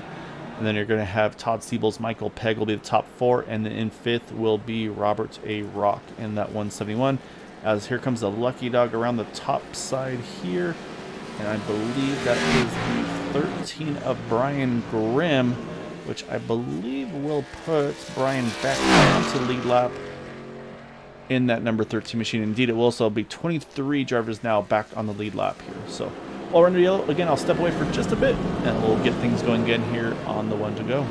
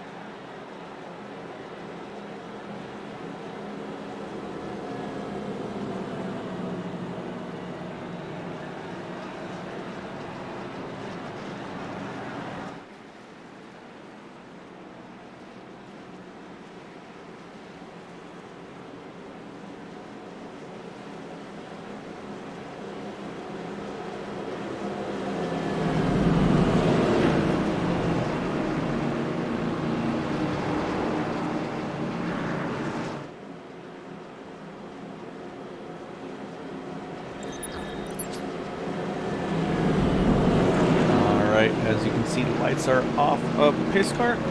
So that's going to give us 1 to go here. And it's going to be our pole sitter, Steve Krosak. He has found his way back to the front. He's going to have control of this restart. He's going to have Donald Stewart to his outside. He's going to have Todd Siebels behind him. He's got Michael Pegg on the second row on the outside line. And then in the top 5, we mentioned Robert Rock there, Matt Wagner 6th, Joseph Morales 7th, Larry Boyle in 8th, Jay Hilliard 9th, and Jim Brooks rounding out our top 10.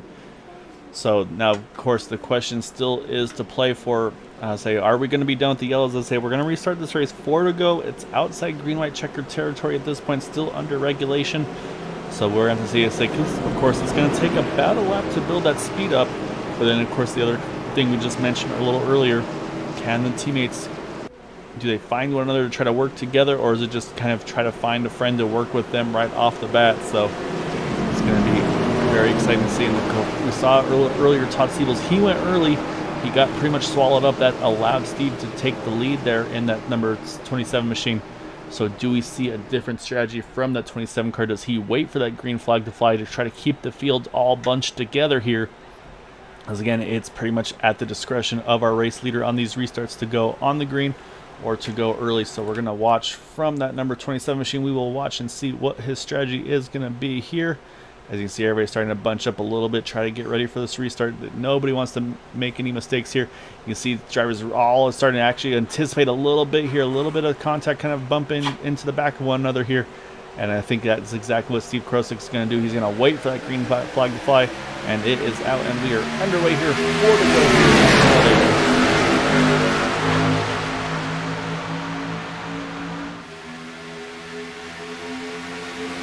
See right away, people are picking on the outside, trying to get their line form here early on, but I think you got to wait a little bit longer to get that momentum built up on third lane here.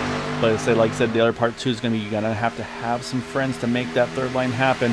Right now, Steve Krosak's got just a nose ahead of Donald Stewart to his outside, and here comes that outside line. Jim Brooks is going to be the first to try to lead that outside train. And I suspect if the momentum is there, we're going to start to see more and more drivers, especially I think the 11 of Matt Wagner. So a good friend of mine, talked to him a lot, and he's talked about week after week how much he wants to win these races. So we'll see if he gets the opportunity to do so. But right now the outside line has completely fizzled out here. We stay 2 by 2 here up front. That's going to be where these drivers need to position themselves. As at the line, Donald Stewart's going to nose ahead here. 3 to go. Oh, contact up front. Donald Stewart around. Back out. Oh, huge trouble there out towards the back here. The 53's caught up in that one as well. We saw obviously other drivers caught up in that one there as well. So I'm trying to find the car numbers here so we can jump back to it. Donald Stewart in the 78 obviously getting the worst of it here, and unfortunately it goes from leading that lap to having to take a tow. Huge heartbreak there for Donald. That's going to put us into green-white checkered territory here. Let's go back, let's take a look. So I think this may be just once again just a little bit of a push gone, just a little bit off-centered here, but we'll take a look on the replay here. So I try to find a better angle for us as well. This will probably show it pretty nicely here. So you see the 14 there, but you can see the difference there between himself and that car behind him. And yeah, it just immediately just catches it to the right rear and just hooks him into the outside wall. So probably a little bit of damage for the 11 car as well. And then from there you can see everybody else just trying to find a way to get through, try to react and get by. You see the 51, he gets a bit of a piece as well. And then actually a little further up here, looks like a few other drivers. Yeah, it looks like it actually starts to kick off a little bit more with them as well. The 28 there. Oh, the 042 up, almost up into the wall there as well. As everybody else is able to sneak by. So let's go see what happened in the second portion of this incident here. Because I say that looked like it was the 042. Or no, I'm sorry, the 28 of Larry Boyle. Let's watch from Larry's here. Oh, yeah, you can see just a little bit of contact there. Oh, the 66 gets just into the right rear of the 53. The 53 just goes right up into the 28, the 042. He gets pretty much doored in there as well. And that was where I thought I saw something with Estel Fields, and that was exactly what it was. And then a few more drivers you see catching up in there. Even on the inside here, you got the 55 and the 81 coming together. I think that's going to be not as harmful. Just a bit of a slide here. Going to lose a little bit of track position, unfortunately, as well. Actually, as I say that, they hit actually a bit of a shot there at the end. So unfortunately that's going to put us into green-white checkered territory here. which will be our first attempt of it. So we will be hitting overtime here tonight here at Talladega. But I was going to say, we're going to see a lot of drivers here stay out under this yellow. A little surprised to see some drivers not pit there for damage. To say, notably, I've been talking about him, just talking about him before, that yellow, Matt Wagner. You can definitely see a little bit of damage to the front end of that 11 car. So we'll actually look out the back of Michael Pegg.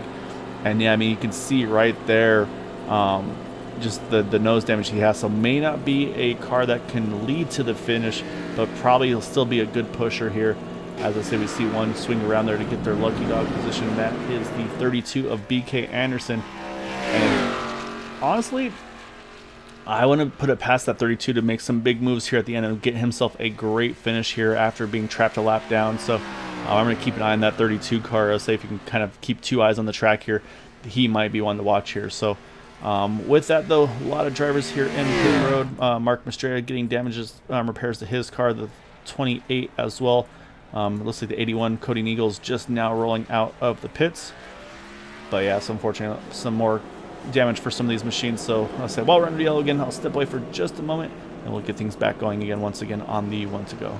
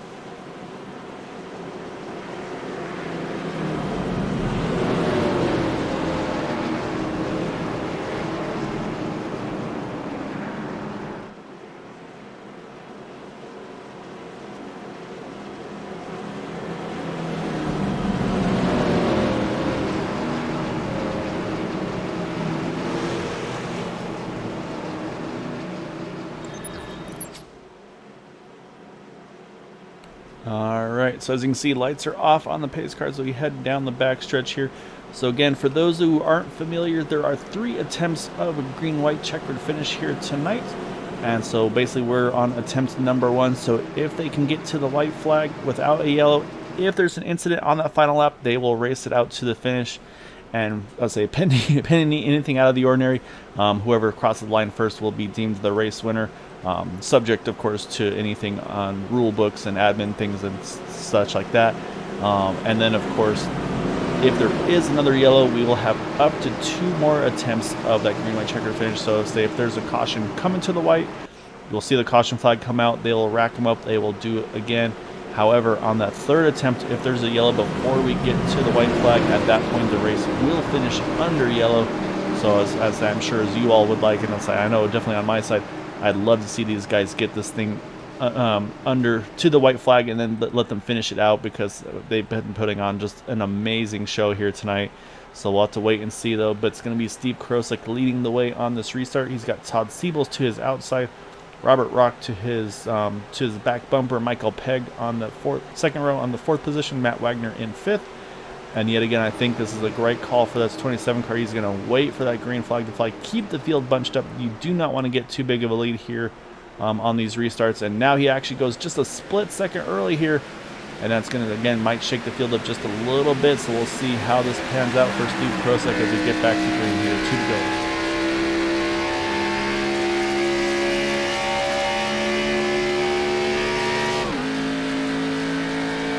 So he got a little bit ahead here. This could be an opportunity now for Robert Rock. Can he make the move? Does he get the momentum to jump to the top side? Does he have any help to jump to the top side? Right now, Robert's going to stay tucked up on the back bumper. Here comes Todd Siebel. Todd's going to jump to the top, but there goes that third line there, led by Joseph Morales. Joseph's going to go to the outside line. He's going to take that third line, and he's going to work his way to the middle. He's got a push from the 23 of Sebastian Marin, who's come out of nowhere to get himself back into the mix here, as they're going to come out of turn number 4. Like I said, if they can make it to the white, then we will have... Oh, and there it is. You see crash in the back here. We're going to stack them up. We're going to be doing it once again. You see it's like the 53 is caught up in it. The 101 had a piece of it. The 81 as well. So unfortunately for these guys, they get caught up in this incident, and that's going to be yet another yellow. That's going to get us back to green-white checkered attempt number 2. So let's go back. Let's try to see what exactly happened on this one here. So it was towards the more of the back half of the field here. So yeah, you can already see it starting to kick off. It looks like it may have started around the 101 of Randy Minor. Let's go back and take a better look at it here. Yeah, I think we can kind of see exactly right there. You see Randy's in that third lane here, and just doesn't have any help here. So it looked to me initially like he was maybe trying to find his way to the inside, but actually it's the same. Yeah, he does. He tries to squeeze in there, but at that point the door was closed. The 042 gets into the left rear. That spins him into the side of the 55, and then you see the 53 gets a little bit of a piece back into that 101, and then from there, so you can see just everybody starting to collect themselves right back into it once again.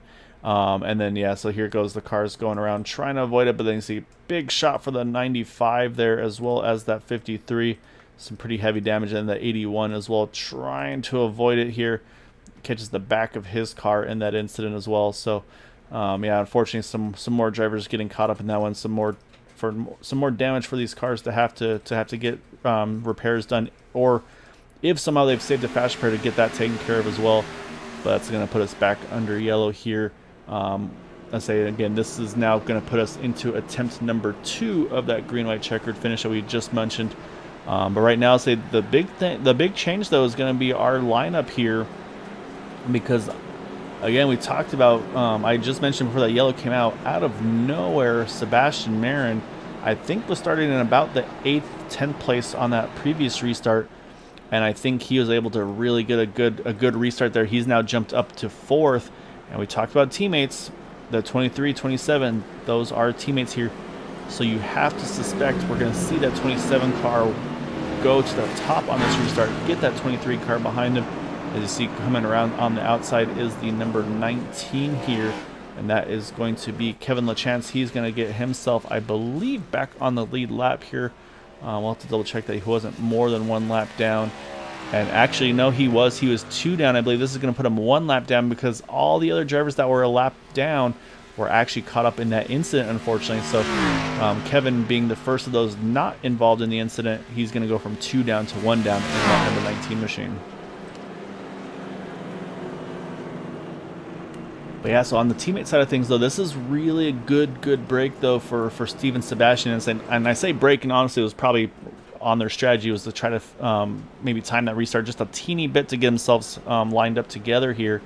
But that's going to put those two possibly on the same row, or on the same line on the outside line, which will then put Joseph Morales in that 60 machine on the possibly the outside. I would suspect we'll see him on the inside line. And then he will have Thomas Holder in that 93 behind him. And then in that third row, we have Robert Rock and Everett Lane will be the third row. And I mean, think about Everett. When we saw him caught up in some of those earlier incidents, he's made a great recovery as well to get back into the top 6 here as well. So, yeah, I mean, it's going to be all to play for here. And again, we're not on our final attempt of the green-white checker. This will be now attempt number 2 once we get the white, the one to go next time around. So I say there still will be that 1 extra potential attempt. But I think at this point, especially if you're Steve Krosak, you know you've got a teammate now behind you that we know how well they work with one another as well.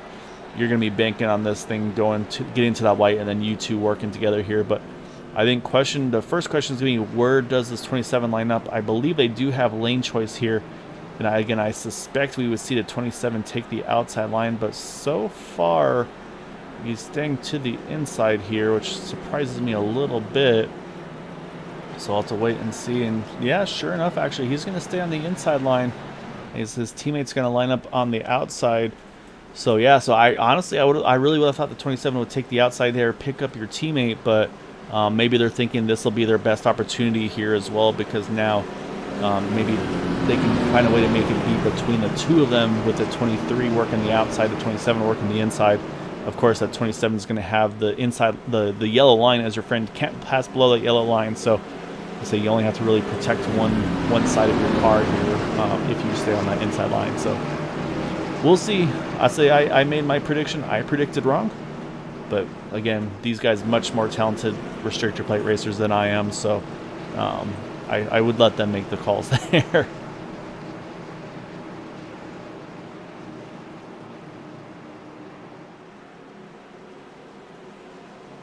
All right. Thank you, Jack.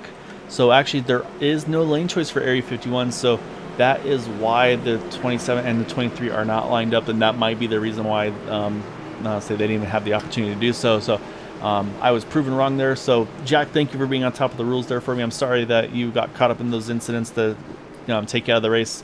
I was liking that 3-wide move you put there. You were in a good spot, but unfortunately, I say just that push not quite centered, unfortunately, and ending your night tonight in that 83 machine.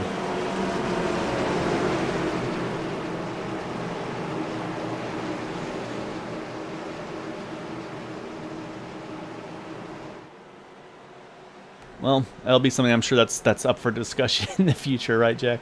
However, we're going to get back at it once again here. So we're going to be restarting this one again. It's going to be second attempt of green-white checkered here. So again, if there's yellow before the white flag flies, then they'll go back to that last and final attempt. But like I said, I think these guys all are going to want to try to get this one done under the second one here. But now it's going to be all about the timing of this restart. You can see everybody's all stacked up on one another. They are rearing to go here. You can see a little bit of contact. There they go, a little early here for that 27 yet again. I think those guys saw it coming, and he's going to jump straight to the top, try to pick up that 60 of Joseph Morales. And we'll see with the 93 there on the inside of Thomas Holder what he can do. But right now you see it. And there goes Joseph, a big move to the inside, and that gets the teammates lined up together here. Joseph going to steal a little bit of side draft there. He's going to have nose ahead here. But the organization is a little bit better on the outside line here as they head into the backstretch here. And right now there goes the push on the outside line. Steve Krosak finding the push he needs to get to the outside. Here comes the 93 to the top side here. A lot of movement here. This is really separating the inside line here. And this is really pushing the wrong way for Joseph Morales, unfortunately. Hoping that he would have had a little bit more help. But now you've got these 4 cars lined up on that top side.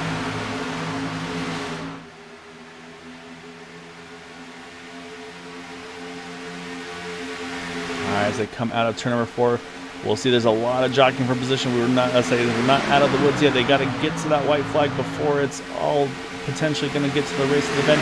There's the white flag. This will end it here. So now at this point, whoever sees the checkered flag first will be our racer. We see Joseph on the inside, Thomas Holder on the outside. You got Steve Krosak in the middle, but right now the 93 and the 60 have just a nose ahead there. You see a little bit of offset there from that from the inside line, cost them a little bit of momentum. That's going to allow the outside line here to propel themselves just a little bit further forward here. So right now it looks like it's a battle between the 27 and the 93 as they hit turn number 3. And you see they're able to move themselves down to the inside line. So right now it's Steve Krosak with just a nose ahead here. Can Sebastian Marin keep his teammate pushed up ahead? But right now, again, Thomas Holder, a great push out of turn number 4, I'm sorry, as they head across through the start-finish line. They're just trying to pinch each other as much as they can at the line. I think Steve Krosak's going to hold on to it by just maybe 100th or so of a second. You can see right there, 0.00, so that finishes in the thousandths of a second. It's going to be Steve Krosak, though, that gets the win here tonight. It's going to be win number 3 of the season for him. Thomas Holder so close, gets the second position. Sebastian Marin recovers to get 3rd position there in the 23. Everett Lane in fourth. Todd Siebel's going to round out our top 5. Let's go back. Let's look at that run to the finish line, see how close exactly it was. Because, I mean, I don't think you could have got much closer between the two of them there. But say they didn't have the lane choice, but Steve had a plan there, and he was able to find a way to get to his teammate, and they executed it to perfection there.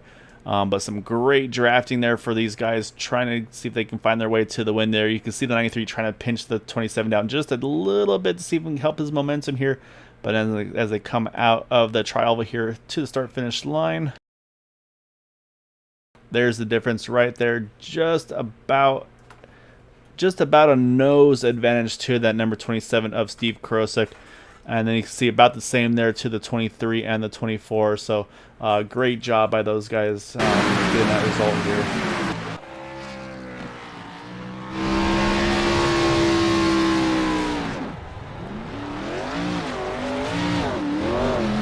So again, very happy Steve Krosak here doing the burnouts here at the start finish line there. As it looks like he's done it a time or two before. As you can see a few other drivers, they're going to do their own little celebrations there. There's a very, very happy teammate as well for his teammate to get the win there. But man, just what a finish though tonight. These guys, let's say, it was definitely a great show for all of them. As they took 2 attempts on the green-white checkered finish, but in the end, it was Steve Krosak able to get the win with the help of Sebastian Marin. Thomas Holder almost there. Everett Lane gave him great pushes there, but yeah, just not quite enough here. We'll pull up our final results here before we pull in our top 3 interviews. And it is going to be Steve Krosak over Thomas Holder there, 9,000ths of a second. Sebastian Marin, Everett Lane, Todd Siebel's our top 5.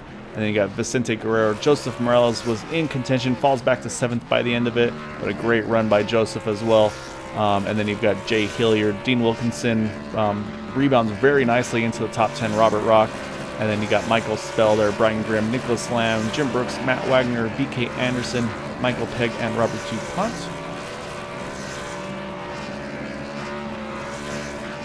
And then 19th, you got Quabi Brooks, Estel Fields, and then drivers a lap or more down. You have James Hickson, Kevin LaChance, William George, Randy Miner, Bob Fitzgerald, Alberto Lopez, Cody Niegels, and Mark Mastrella in 28th. And then from there on back, you've got Donald Stewart, Larry Boyle, Rob Malone, Jack Walls, Frank Gramuglia, Darren Reeser, Mark Brown, Paul Sheldon, Al Cena, and Gary Silpinsky in the 38th position.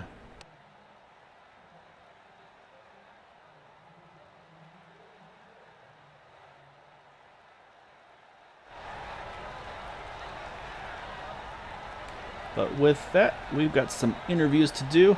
So we're going to start off with our 3rd place finisher, who is conveniently kind of hanging out here at the start-finish line for us. So appreciate that one right off the bat here, Sebastian. So let's go ahead and we're going to pull in the driver of that number 23 machine. And we're going to start off our interview with our 3rd place finisher in that number 23 of Sebastian Marin.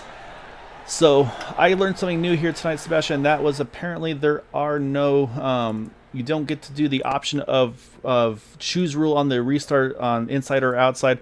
So I guess to start off, was that something that you and Steve were aware of, or was that something that you, regardless, Steve wanted to be on the inside on the restart? And then, of course, I actually want to ask you about the restart before that, where I believe you restarted about 10th or 8th, if I'm not mistaken, get all the way up to 4th by the 2nd attempt of that green-white checkered.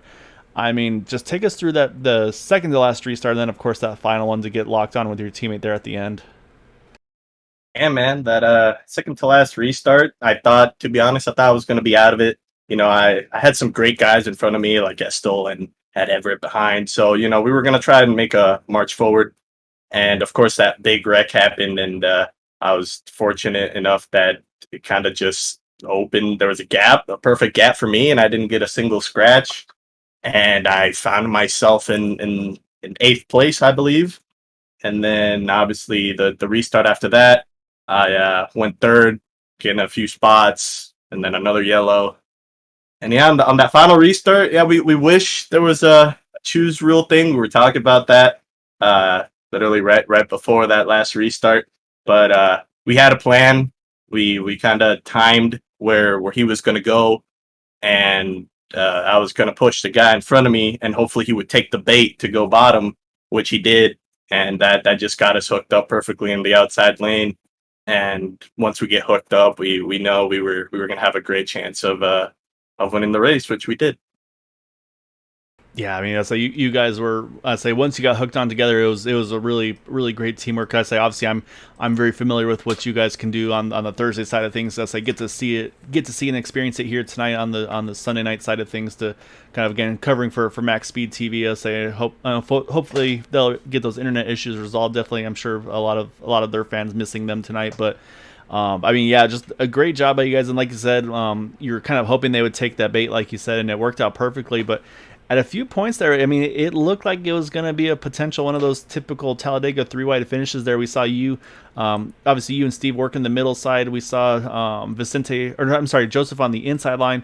And then we saw on the outside line, I believe it was Thomas Holder working the third line there until I think it was coming to the white where the outside line started fizzled, or the inside line, I'm sorry, fizzled just a little bit where it got you guys to the bottom and then got the third line to the middle line. I mean, how worried were you about that as well? Kind of being the meat and sandwich there. Yeah, I was personally very aware. You know, it was like a last minute call that I made to Steve because we knew the third lane was going to have a massive run and the bottom was kind of falling back. And I knew if we stayed middle by that point, maybe the guy behind me would have gone under me, and then that would have stalled me out. And obviously, that would have separated me from Steve, and that would give the top lane the advantage. So I told them at the last second, look, we got to go bottom if we want to keep this momentum up. And it was last minute, like right when we entered, I yelled at him, go bottom.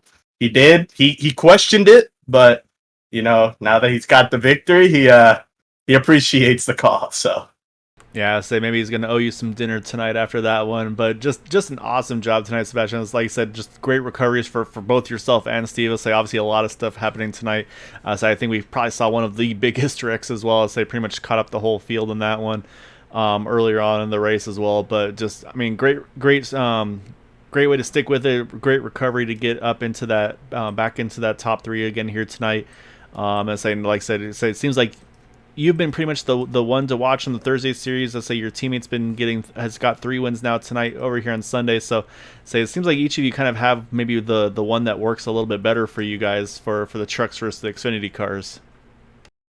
yeah, I think I definitely favor the trucks a little bit. I kind of like that extra difficulty of the pushes now and having to be real smooth. And I consider myself pretty good at that. And my teammate Steve, he really likes the Xfinity cars. They're but a bit more planted. You can shove real hard.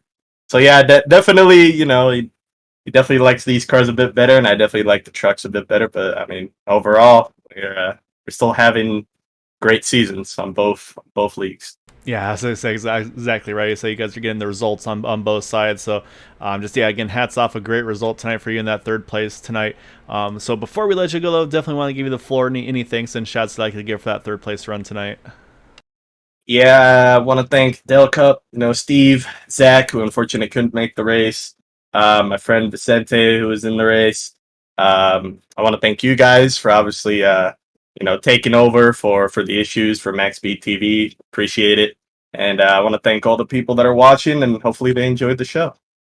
Yeah, it was definitely a fun one to watch for sure. So I say enjoy this one and say well, I'll look forward to catching you again here on Thursday night in just a few more days. All right, man. Appreciate it.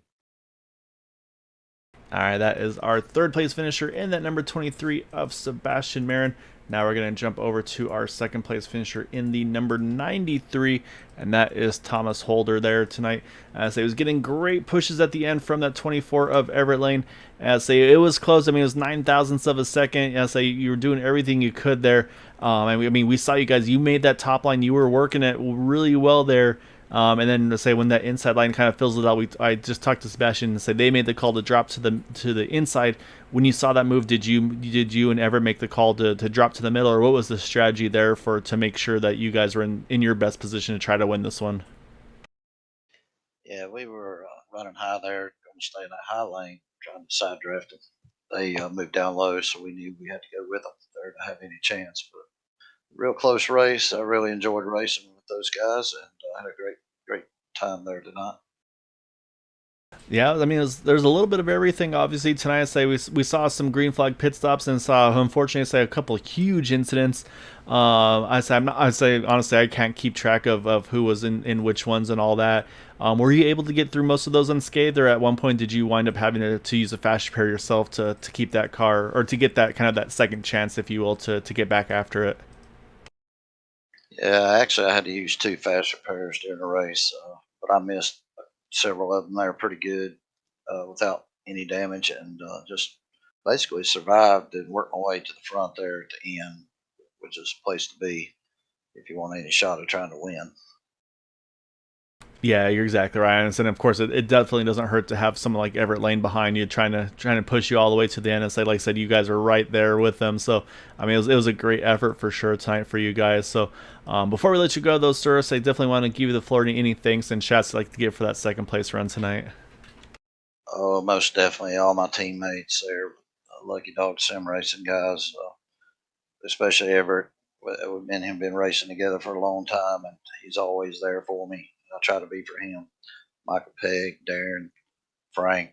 Uh, Might be leaving some of those guys out, but all those guys, Estel, we work together, and I owe it all to them guys for how we turned out tonight. Appreciate you guys, what you do, covering the races for us. So it was, like I said, a well fought, well earned finish tonight in that second position right there. So I definitely have. Looks like we're gonna be definitely. We'll be watching you more to come in the remainder of the season. So yeah, just enjoy this one though, Thomas. Great result tonight, and I look forward to catching you next week, sir. Yes, sir. Thank you. I really appreciate everybody coming out and supporting us, watching the race here. All right, that is our second place finisher in that number 93. But now we got to pull in our race winner in that number 27 of Steve Krosak. That is going to be a pull to the win for Steve. Say like I was kind of joking with Sebastian. I say it feels like kind of you're doing what he's doing over on the Thursday night series. So getting the pull, getting the win here tonight. And I mean, obviously anything but, as they having to take the wave around, I believe, at one point to get back onto the lead lap, work your way back up to the front to have a chance at this one. I mean, there's a lot of stuff going on tonight, but I mean, we saw you were able to manage those last couple of restarts really well there. Get lined up with Sebastian when it counted there at the end. I mean, take us through the strategy of what you needed to do to try to hang on to that top spot on the restarts, because we saw a few times drivers that went early, it kind of bit them a little bit, but you're able to really nail it down there, maybe leaving just that split second before that green flag came out. Yeah, you nailed it right on. I left a split second early, and I just pull out just far enough so that I wasn't too far out, but I was clear. And the goal was just to stay in the middle. And then Seabass just pushed the car behind me with a full head of steam, and that car went to pass me, and we were able to link up. So it worked out just perfectly according to plan. And we were just kind of riding there in the middle, just hoping that no one would wreck, and we were just right in the right spot at the right time. Couldn't have asked it to work out any better. I got to thank Sebastian. He's a good teammate tonight. Well, he always is, but it worked out to perfection. Yeah, so you definitely nailed the strategy there. Now, I was telling Sebastian, you probably owe him dinner, because it sounds like he made that late call for you guys to jump from the middle to the bottom once the bottom kind of the momentum shifted from them to you guys in that third line. So he mentioned that you weren't sure about the call at the time, but obviously it looks like it worked out pretty well. Because it's just, and that's the nature of these plate races. I mean, I'm sure you could attest to as well, Steve, is you got to go where the momentum is, and of course, if you're on the inside line, you get to kind of protect, if you will, you got the yellow line as kind of your buffer, if you will, that little invisible wall that people can't go below you. So if you stick on that middle line, like Sebastian mentioned, to say you're kind of at risk potentially for someone maybe trying to jump underneath him, costing you guys a little bit of that momentum. It's just one of those, like I said, kind of spur of the moment calls, just having to make those quick decisions, reactions. Did you second guess it at all, or was it just once the move happened that you felt like this is probably what we needed to do? No, I didn't second guess it. I see that Sebastian knows what he's talking about. I was just worried that the top was going to carry all the momentum and get around us, because I felt the bottom was a little bit slower tonight. but it all worked out. I'll say that it did. I'll say your third win on the season over here as well. So great start for you over here. Obviously, Sebastian's been having a great start over there on the Thursday nights as well with the trucks. And I say I asked him. I'll ask you this as well. I'll say it seems like, I mean, just based on the results, obviously, I mean, a lot of it, of course, attribute to just maybe being at the right place at the right time in some of these races. But it seems like these cars are working a little bit better for you, and then the truck's working a little bit better for Sebastian so far this season. That's something that you've been noticing as well, or is it just kind of just that's the way the results have fallen so far this season? I think it's just the way the cards unfolded. In a Thursday night, I absolutely love the trucks, but I just have been having bad luck getting collected in other people's wrecks, and sometimes you just go through those spurts where it happens. But yeah, Seabass is dominating over there, and I try and do what I can to get a victory for Dale Cup, whether it's me or any one of my teammates, and we all have the same mindset. So that's the whole goal. Yeah, I mean, we've seen those mindsets before with some other teams, and it shows the success with you guys and with previous teams as well. So, just an awesome job tonight, Steve, getting that win. Like I said, a great recovery as well, having to take that wave around to get back even in contention in this one. So, before we let you go though and celebrate a little more, definitely want to give you the floor here. Any thanks and shouts you'd like to give for that win tonight? Yeah, I gotta thank Sebastian for the great strategy call and pushing me to the win. And I gotta thank Vicente Guerrero. Yeah, he's running with us too, and he did pretty good tonight. And I gotta thank everyone at Area 51 and TW for putting on the league. It's always a great time here. And, I enjoy running it. And thank you guys for the broadcast. I can't wait to watch it. Yeah, it was definitely a lot of fun. Like I said, great teamwork with you guys. So you did exactly what you needed to do to get that result here tonight as well. So definitely enjoy this one, Steve. And it's like I mentioned to Sebastian, definitely look forward to seeing you guys back on track over on Thursday with the truck. So enjoy this one, and we'll talk to you again here soon. Thanks, man. Have a good one. All right, that is our race winner in that number 27 of Steve Krosak.